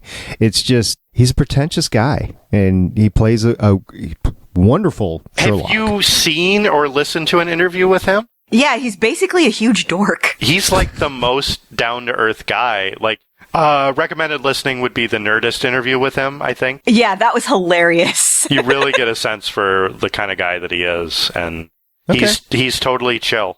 Like, he's on the list Was that the one where he made like fart noises for a while? Yeah. He's on the list of celebrities that I would be okay hanging out with. Like Vin Diesel, you totally want to hang out with, just chill with Vin Diesel, right? Which was the next news story that I wanted to get to, by the way, is that Vin Diesel is really excited about being Groot in the Guardians of the Galaxy sequel, which it's like non-news, but on the tail end of what he just came out of. Do you guys want to know an interesting fact? Sure. He already knows all of his lines. He has his lines memorized. I mean, the man is a professional. He is so prepared. Now, is it 3 words or 5 words in the next movie? That's what we have to know. Fun fact, it's 7. You'll have to watch to find out what the other 2 are. Interesting. I'm making that up. No. Okay. Okay. So Vin Diesel, Friday night, my son drugged me to see Furious 7, which is a fun movie to go see, by the way. And the first Paul Walker scene comes up, and 2 ladies in their early 20s literally got up sobbing and had to leave the theater after Paul Walker's first scene of the movie. That sounds like me when I went to go see Selena. I understand it's very emotional. I have not had a chance to see it yet, but it's emotional like at the end, not at the beginning. Did you guys read the article where Vin Diesel talked about how playing Groot helped him grieve? Yes. Yeah, we talked about that on the podcast a couple weeks ago, actually. It was one of the first things that he said in his press junkets. Yeah. Yeah. So, I mean, I have to give Vin Diesel credit and Groot credit for being, an awesome character. What's the read on him playing Black Bolt? Is that still a thing that seems likely to happen? It's still just a rumor. The very first question that he was hit in his press junket in his coverage of Fast and Furious was basically, are you playing 2 Marvel characters? Yeah. And he's like, well, everybody's got me pegged for an Inhuman, but Marvel hasn't actually. So he sidestepped it as best as he could, and the Marvel snipers weren't there, of course, because it was a Fast and Furious 7 junket, but he did very well in maneuvering around actually answering the question. Yeah, I don't doubt it. And again, that movie's a long way off, so. Yeah. All right, Haley, what do you got next?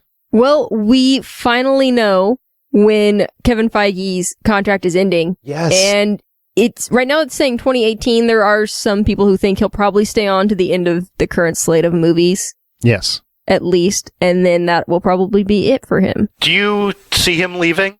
I see him stepping down as the CEO, yeah. I could see him going at that point because it's the end of the universe that he's envisioned. Yeah. Is it, though? Like, I don't know. Is the end of Phase 3 really going to be the end? I mean, assuming the market... They're going to keep making movies after that because they're going to keep trying to print money, but I don't know if they're going to be as good as the movies up to that point. Let's say the bottom drops out in 2018 or 2020 and people just lose interest in comic book movies altogether, which is completely feasible, right? Yeah. I mean, these are the golden years, and it may not get any better than it is now, but I think as long as the going is good, and they're just going to keep building these universes, and yeah, like you said, printing money. But I think what's interesting is you're starting to see, like, the Russo brothers are getting more responsibility. Marcus and McFeely are getting more responsibility. So it seems like they're already grooming successors to kind of take over. Mm-hmm. So a couple of things. We actually talked about this on GonnaGeek main podcast last night a little bit. And the similarity to reality TV shows were brought in specifically with comic book TV shows, not the cinematic universes. That, when was it? About 15 years ago when Survivor really started up and Deadliest Catch was around back then. But you had a gazillion other reality TV shows pop up at that same time. And it was really interesting for like 2 to 4 years. And then after that, the bottom kind of dropped out. I think everybody's waiting for that bottom to drop out, at least in the TV universe at this point in time with comic books. And eventually you'll see a waning. And I brought up the fact that you only have so much time of your geeks every week, right? So you bring on a Supergirl TV show. That's another TV show that they either can't watch or they take time away from something else that they were doing, gaming or whatever, in order to watch that TV show. So there's just a limited number of time that people have to really see all these universes. And at some point in time, people are going to start making choices. And while the main things might continue to survive, like Deadliest Catch, for example, still doing very well, just had its premiere 11th season last night. Other shows like Ice Road Truckers and whatever, they might still be around, but they're not getting nearly the amount of ratings that they were first getting. Survivor, same thing. So that's one thing on the cinematic universes. The other thing, talking about comic book, you take a look at what happened with Marvel Comics, right, in the late 90s, and the market's changed. And I haven't heard the full story. So granted, I'm talking a little bit out of turn here, but Stan Lee basically was in charge when Marvel hit the bricks, right? Had to declare bankruptcy. That's why we have Fox and Universal and whatever owning movie rights to different characters, because they had to sell off those rights in order to keep the lights on. And at some point in time, if you don't groom your successors, whoever's taking over for Kevin Feige and Joss Whedon, pretty much the Russo brothers at this point in time, I think everybody would agree. But whoever takes over for these guys in the end, in the story creation, in the universe creation, in the hashtag it's all connected, Jeff Loeb's not going to be around forever either. Just face it, that you're going to have to entrust these people. And if they don't do the right thing or don't read the tea leaves just right, then who knows what's going to happen. But if you keep on making great creative content that's captivating, that's to people that will create podcasts about, then you're going to continue to have your universes. So we'll see what happens. It's a fun time to be watching this sort of stuff. Did I say too much? Is everybody asleep? Huh? Still here. Wait, are we still on? Is this live? Hello? Can you guys hear me? Yeah. I pretty much agree with you, but we can talk about that kind of thing forever. But yeah, I mean, I think if Feige wants to do something different, at this point, I'd be really interested to see what universe he could create on his own. He's a creative guy, and he's done a lot of great service to the source material that he's working with, but maybe he wants to try something else out. And I think at this point, if he went to Disney and said, hey, I want to do this, they would say, okay, here's your money. Right. Now, there is a lot of comic books companies out there, I guess, like Image and IDW and whatever, that have their own universes. Well, Valiant just made a huge deal. Yes. To develop their stuff, but... Right. So just in the comic book worlds, there's more universes, but there's universes out there as well. I mean, Joss Whedon basically created... Did he create Buffy the Vampire Slayer from scratch, he did. I believe? Yeah, so he did. So there's all that going on. And talking about Kevin Feige might not be around forever, Chris Hemsworth might not be around forever either. Did you guys see this story? Now, I really have a feeling that I think at the end of kind of like the phase 3, we'll see the main kind of stars phased out, which is fine. I think so too. That's my biggest reason why I think we won't see a Planet Hulk movie, because I kind of think this roster of Avengers is going to retire at the end of Infinity War. Well, didn't Mark sign up for like 15 movies or something like that? They did that just in case they ever wanted to use them. They had them on contract, but I don't think they're obligated to use them. And he's already spent a few of them because he did appear in Iron Man 3. Yeah, and they could do cameos and stuff with them in other people's movies. Yeah. They don't have to do their own movies. They don't have to be main Avengers. Mm-hmm. All right. Well, talking about people saying goodbye to places and people and things, Marvel actually had a nice tribute, I think, to DC Comics as they left New York City. Did you guys see the little the farewell that they did? I did not. Please tell me about it. Oh, you did not? Oh, you need to open this up. Yeah. We'll wait. I know this is a long podcast. We got a lot to go through. Go ahead, Lauren. I want you to open it. And I want to hear your reaction. All right. I am opening up Facebook. Oh, my God. Aww. Oh. Yeah. That's nice, isn't it? Sweet. Describe what you're seeing. It's a picture. It's Rocket at the end of Guardians of the Galaxy with Groot wiping away his tears. Yeah. Aww. That was nice, wasn't it? Sweet. That was definitely a tribute. No animosity there. That's just straight up comic book buddy love. All right. So if you haven't seen it, go check out the show notes and go check it out. So moving on to X-Men, we have a few stories here. Lobster, you have some interest here. What do you got for us? I love X-Men. And I'm really, really super excited for X-Men Apocalypse. Apocalypse being one of my favorite villains from the X-Men storyline, the Age of Apocalypse being one of my favorite storylines of all time, and Archangel being one of my favorite characters, and also the casting of Psylocke being another favorite character. So, yum. Ben Hardy has been cast as Angel / spoilers, Archangel. Yeah. Another Brit coming over to play an American superhero. Taking our jobs. And we last saw him in X-Men 3, X-Men United, played by that guy. He was very pretty. The guy who was in Flash Forward on Disney, and whose name I always forget. He was also in, that was that horror movie, it was like Pandora, something like that. That guy's name. He was in The Punisher. Insert name here. That guy. Yeah. Who is it? I want to say his name is also Ben. I think it is too. I thought, he's going to play him again because I thought he was Ben Hardy. Too. But yeah, so Ben Nelson? Is it Ben? No, I don't think it's Nelson. Oh, wow. I love how we're all having this collective brain fart.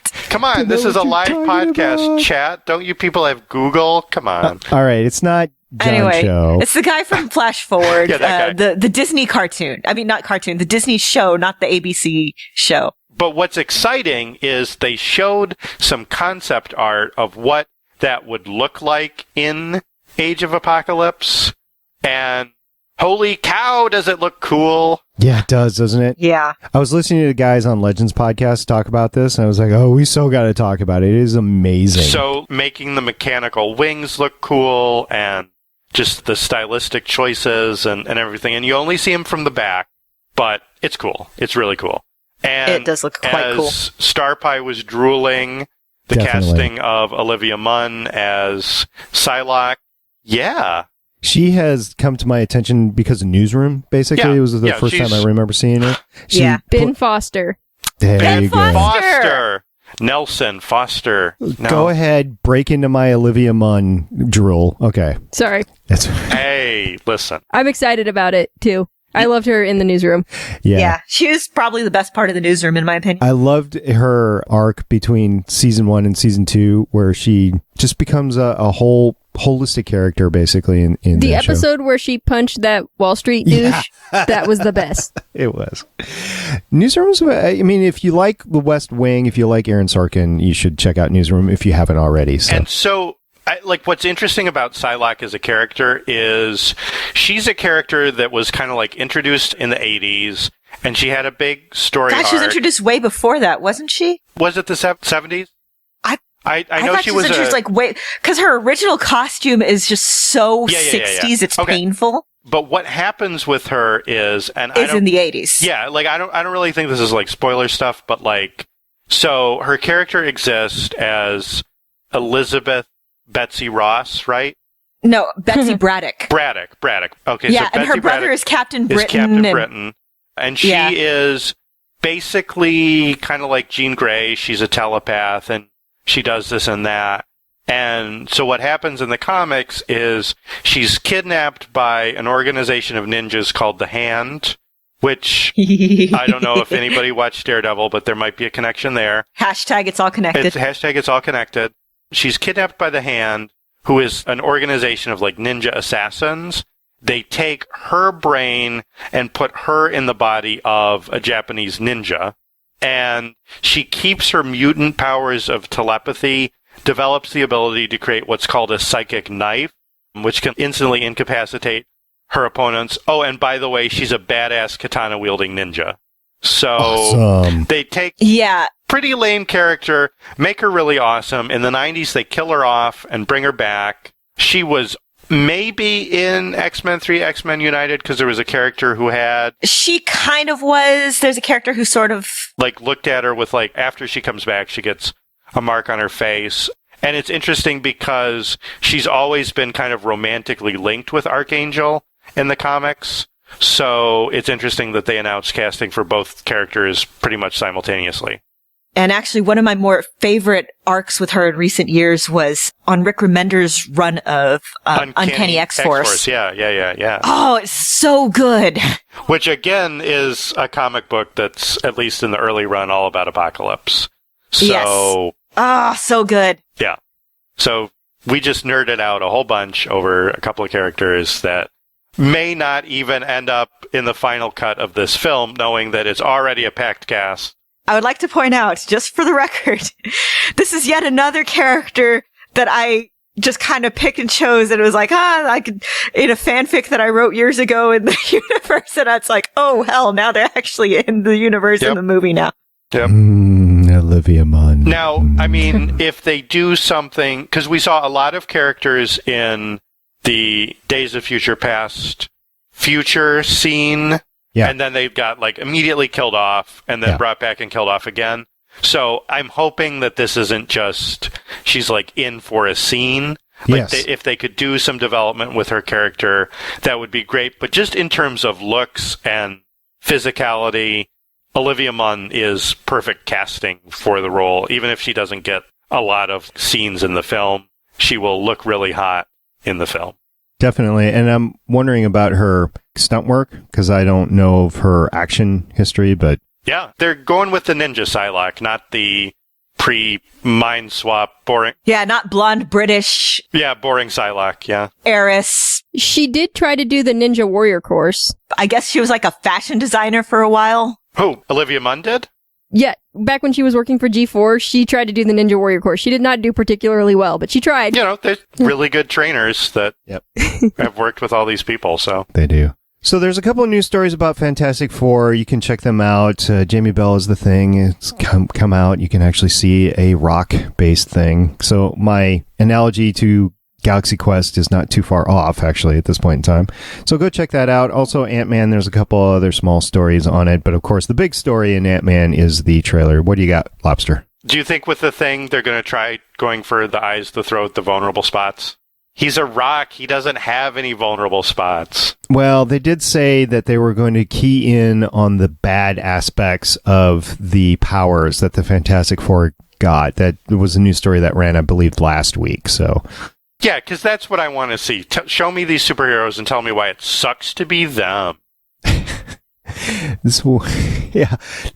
teenage angst thing doesn't work with me anymore, but having that in a Fantastic Four movie, I don't know. We'll see. I mean, the trailer looked pretty good. I think I'm officially old enough to the point where I watch something with teenage angst and I look at it, I'm like, get a job!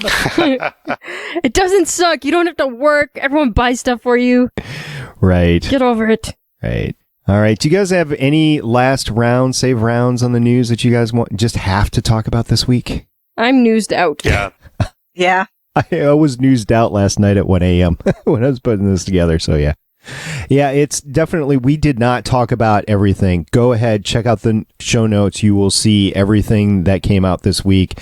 It is a lot. And the Marvel promo machine and the wish to ride the promo machine wave is definitely out there. So there's a lot of information out there. It's a good time to know more about what's happening in your Marvel universe. So before we move on to the feedback, I just want to take a note and say, check out the Walking Dead podcast on the GonnaGeek.com network. It is the podcast dealing with, of course, the AMC TV show Walking Dead. The most recent episode 54 on the season 5 finale, Conquer. In an all-American edition of The Walking Dead this week, Steve Boyd and Chris Farrell give their take on the season 5 finale of The Walking Dead, Conquer. What do they think of this crazy finale? Listen to find out. So go check that out.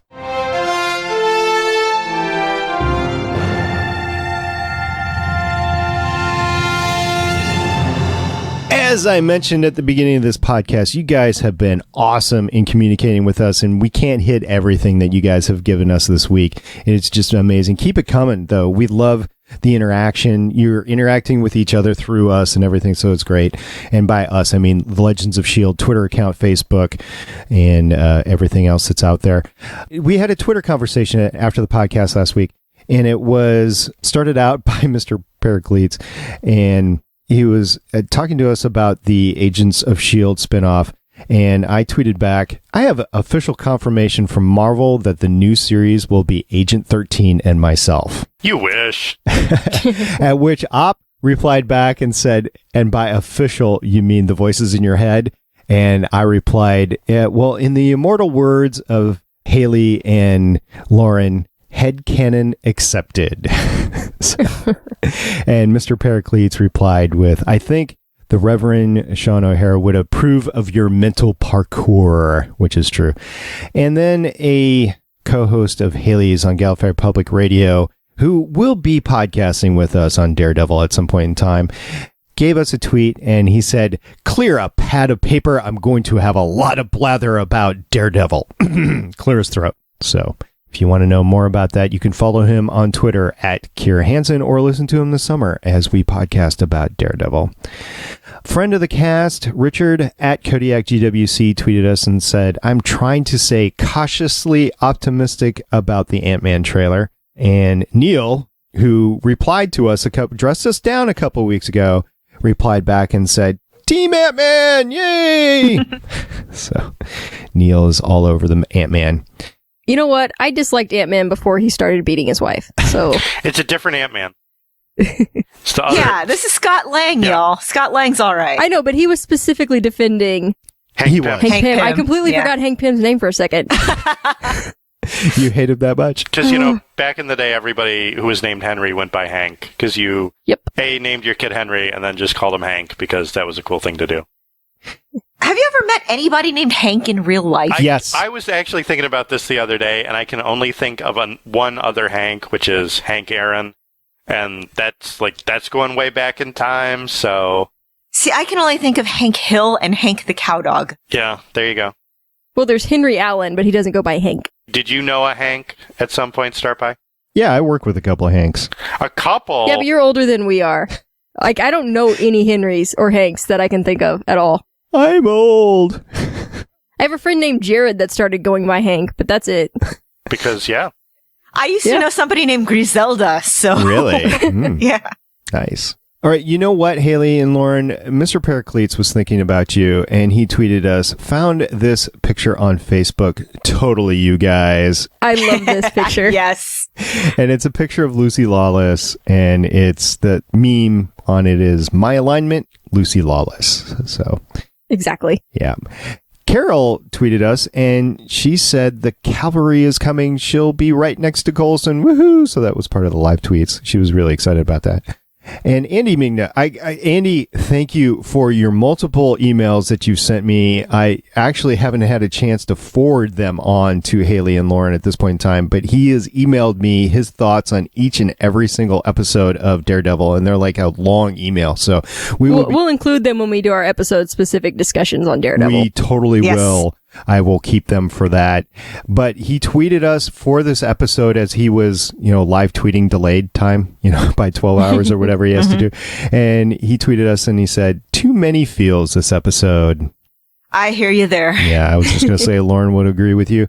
Jay Witten, a co-host of both Haley and mine on different podcasts, tweeted us, and he said, first look at David Tennant's evil Kilgrave in AKA Jessica Jones. I believe we talked about that before, but there's a nice picture of him. That's definitely David Tennant. Yeah. Yep. And then Willie on Facebook, he got to us, Willie D. Nelson. And he says, if you don't think this is the best Marvel character ever, then you are quackers. And the picture is Howard the Duck. The pop Funko figure. Yes.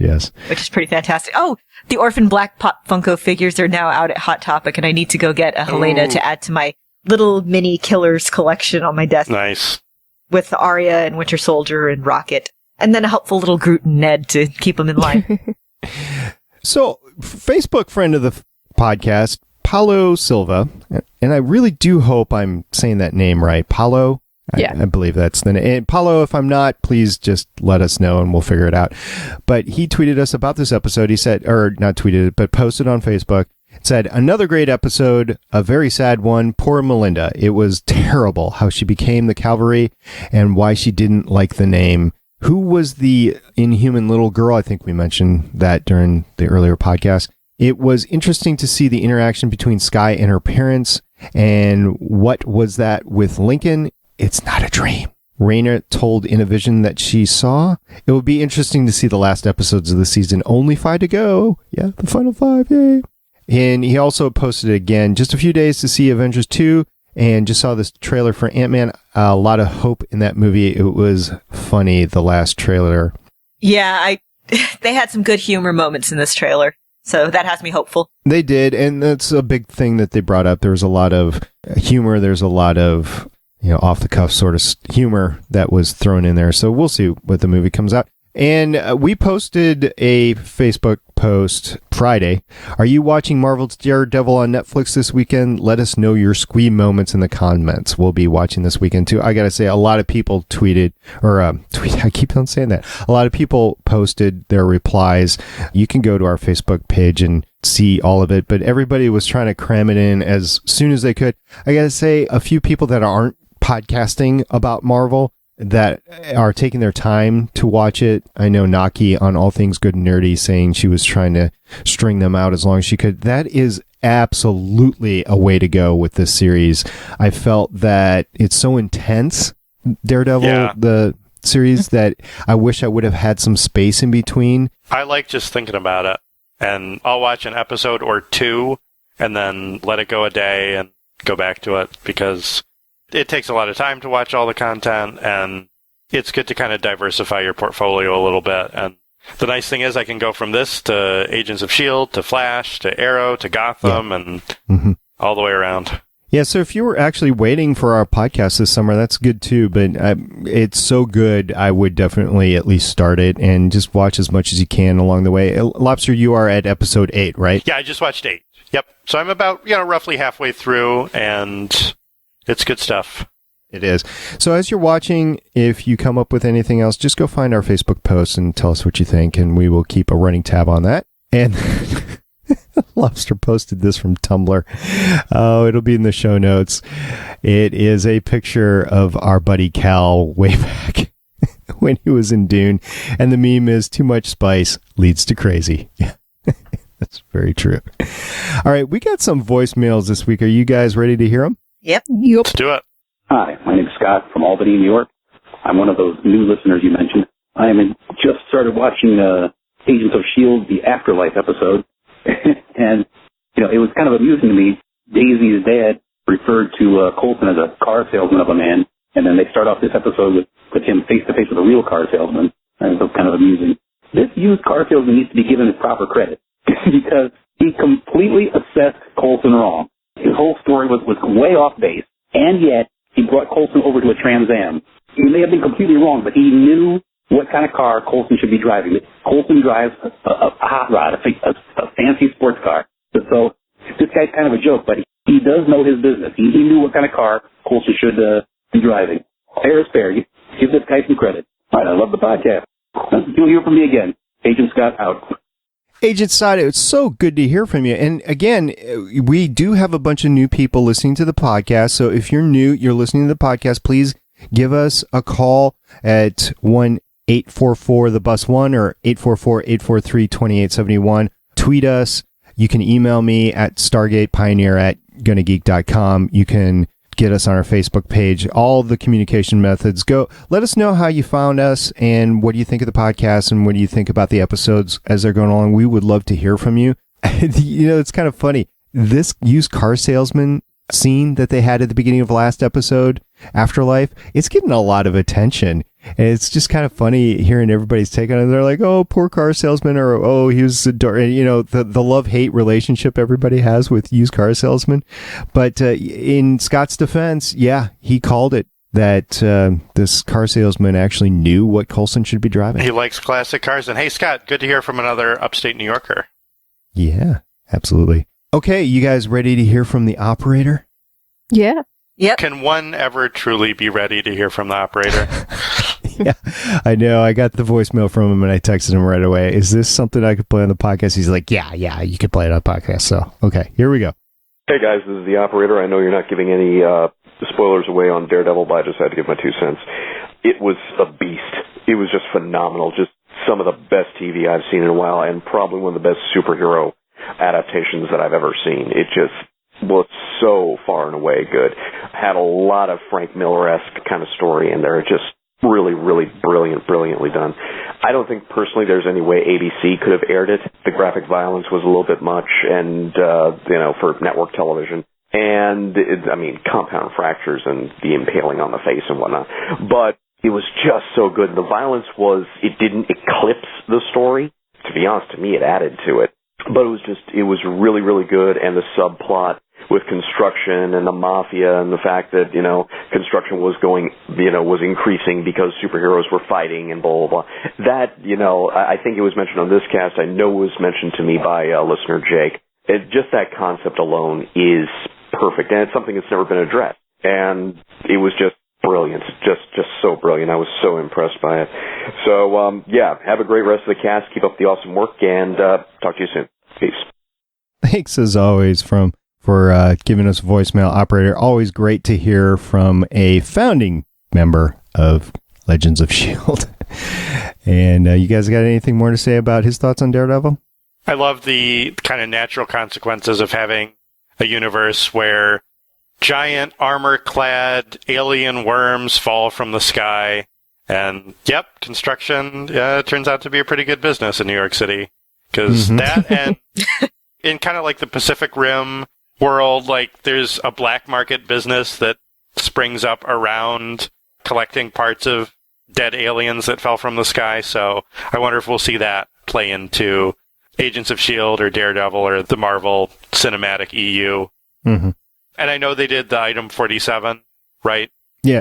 Which was about the one shot. Yeah, about the Chitauri gun that they found. Yep. But I think it would be neat to be like, oh, what happened to that giant worm thing? Well, here he is. It took them, I can't remember when the last big artifact of the plane that went into the tower was found by a construction crew in between two buildings. It was like 10 years after 9/11. Yeah, so they'll be finding stuff for quite a while in New York from this. I mean, it's feasible, at least. And, okay, yeah, let's see. As I always say on Starling Tribune, the best business to be in Starling City is the glass repair business, because they go through windows every episode. All right, we have two more voicemails, one from Adam, and we always want to hear from Adam, so here we go. Hey, agents, it's Adam, just calling with my feedback on this week's episode.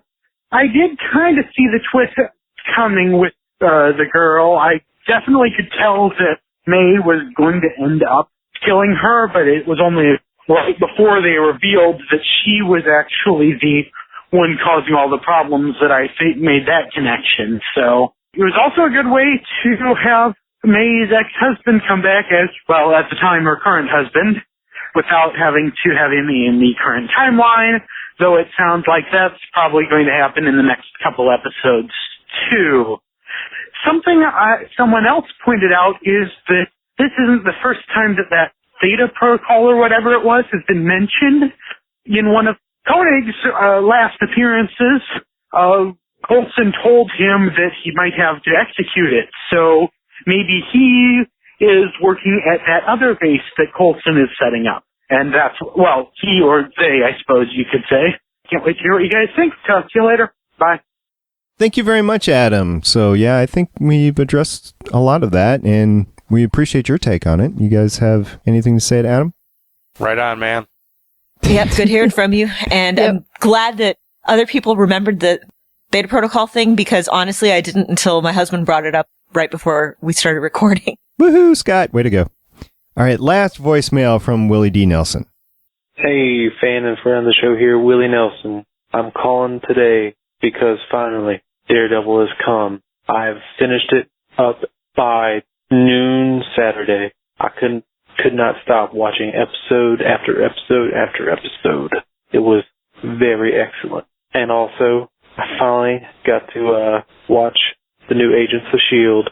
I finally learned the real reason why Melinda May is called the Cavalry. Kind of sad. I thought she was going to have to lose the ability to have a child with the way they set it all up. I'm kind of happy they didn't go that darker route. Well, you guys keep on casting, I'll keep on calling. Willie Nelson out. Glad I could do it earlier this time.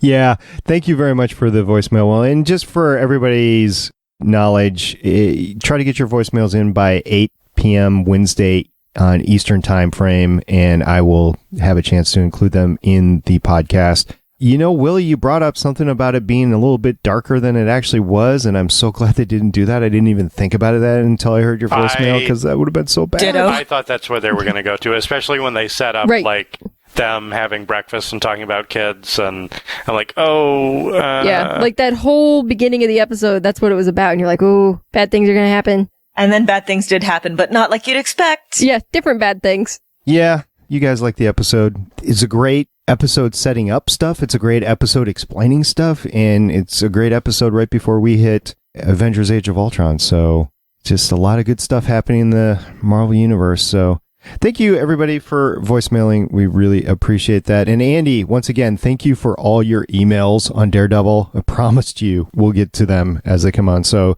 keep them coming. We'll definitely get to them. Do you guys have anything to say about the feedback, or are we all feedback-ed out? I think we are all podcast out at this point. Yeah. Could there be anything else to say? Well, just walk it out, and that's what we're going to do.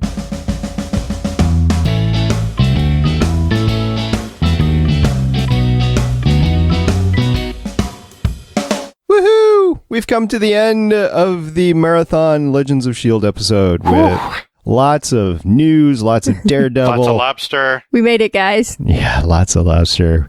So thank you for sticking with us so far. Next week, as I mentioned before, we will be talking about Agents of S.H.I.E.L.D. Season 2, Episode 18, The Frenemy of My Enemy, and the return of Grant Ward. In the meantime, you can catch up with us at our website, legendsofshield.com. All of our back content is there, including the infamous original 13 episodes that the founders, Wing, Operator, and Beef actually recorded before we took over the podcast. Our voicemail line, once again, is 844-THE-BUS-1. Facebook, Twitter, Tumblr, YouTube. And you can all find us at Legends of S.H.I.E.L.D. And forums. We do have forums. I'm there every day. Forums.GonnaGeek.com. Lots of funny stuff happening there. Don't forget, in addition to the normal places that you can catch us, like iTunes and YouTube and Stitcher, you can also get us on Spreaker, SoundCloud, and Mixcloud. So go ahead and hit us up there as well. So again, thank you guys very much for listening. We really appreciate you coming. Yeah, thank you to everyone that sent us feedback this week through Facebook and Twitter. Those of you in the chat on GonnaGeek.com/live. And thank you everyone that's just listening and hasn't had a chance to send us feedback yet, but you should send us a voicemail. And those of you who listen to Legends of S.H.I.E.L.D. and will now go listen to Gotham Nightline and Crimson Comet and Arthouse Legends, just because you enjoy the sound of my voice. The dulcet tones of the lobster. Absolutely. And puns. And puns. And poop jokes. But mostly the puns from Lobster. And thank you to our new listeners for giving us a chance and checking us out. And thank you to our old listeners for coming back and just hanging out with us again. We appreciate both of you, and we love all of you. Yes, I'm definitely looking forward to some sleep and some rest as we move into next week. So until next time, I'm Agent Stargate Pioneer. I'm Agent Haley. I'm Agent Lauren. And I'm Agent Lobster. Bye. See you guys next week. Bye. Later. See ya. Thank you for listening. If you want to leave us feedback, go to GonnaGeek.com and you will find all of our contact information and other shows. You can also visit legendsofs.h.i.e.l.d.com where you'll find our complete archive of podcasts. The music heard on this podcast is by Kevin MacLeod and can be found at incompetech.com. The opinions heard on this podcast are those of the individual host and do not represent Legends, Stream, or GonnaGeek. Agents of S.H.I.E.L.D. is the property of the Disney Corporation. No infringement is intended.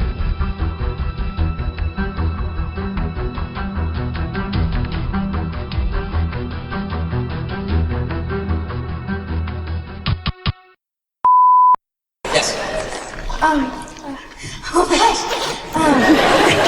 Take a breath. I had that same reaction backstage. Okay. If you could, You need me to slap you? Because I will. If you could ask to have any Marvel character or villain on the S.H.I.E.L.D. show, what character would it be? Loki. Because you know why? Wherever there's Loki, there's...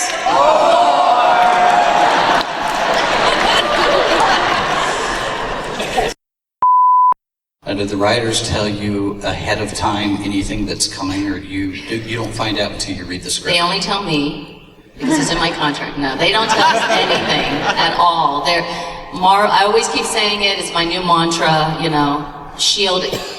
You think S.H.I.E.L.D. is very secretive, or Marvel is S.H.I.E.L.D. It's just like life imitating art, art imitating life. They don't tell us anything. We have no idea. We have 2 more episodes to shoot. I'm dying to find out. I'm dying. Hopefully, hopefully not die. Although you could Joss, listening. be a comic book dad. You and Clark Gregg, your characters, obviously. Clark? Yeah. Little guy in the back. Oh, yeah, my buddy, my pal, right. May and Coulson obviously have a history, and it hasn't been entirely fleshed out in the show. Have you two sat down and gone through and made up your own backstory, or do you have something there from the writing team that says, this is how you met, this was the mission? Because we get hits. Yeah. No. We haven't. We do definitely. Coulson and May have an incredible back history, and they've worked together really during the academy. Basically, that's how they met, and they've done quite a lot of missions together. And you'll get to see some of that in the later episodes. And I know there are some Melinda fans out there, right? Some of them wanting them to hook up. I don't know why. The fact that you know that shipper nickname, you guys do pay attention to social media a lot. We do. Because you know, our fans are so social media savvy, and between the podcasts and the bloggings, and we do try to keep in touch with our fans as much as we can. Alright, so what were some of the challenges that you faced while filming the episodes, and what was the most rewarding experience about that as an actor? The first part of the question, did everybody hear? Yeah, what was the first part? Sorry, no problem. So what was the most challenging aspects of filming those episodes? And it's always the physical stuff. You know, sometimes also trying to have a thread of where our character is, who knows what, who doesn't, because we don't know. So a lot of times, like for instance, when Ward became Hydra, we had no idea. The entire season we've been playing it straight, not knowing, and then boom. So that kind of stuff is interesting for an actor because we're as shell-shocked as the audience is when it comes to really finding out. But the challenging thing is definitely the physical stuff. It's a lot of work, but it's also the most fulfilling. I love my fight scenes. And we love your fight scenes too. Thank you. Joss Whedon can take a break from Marvel, go do the Wonder Woman movie. Yeah, he could, except for it sounds like they already got a winner. Until that person quits too. Come on, it's not Ant-Man. It's becoming the Ant-Man of DC. You're the Ant-Man of DC. Your face is the Ant-Man of DC. I wish I was Ant-Man. I How would lose a dare lot you. of weight that way. No, you don't understand how Ant-Man works. You keep the same... Nobody understands how Ant-Man works. You keep the same weight, your mass changes, you become more dense. You can't possibly keep the same weight because... He rides on an ant. Yeah, he's like... Well, yeah, he rides on an ant. He's like running down the barrel of somebody's gun. That's true. But I'm telling you, Ant-Man makes absolutely no sense. He has the same strength level. It makes absolutely no sense. Okay, so according to Reddit, the top answer to what is Theta Protocol is Koenig Army. I agree.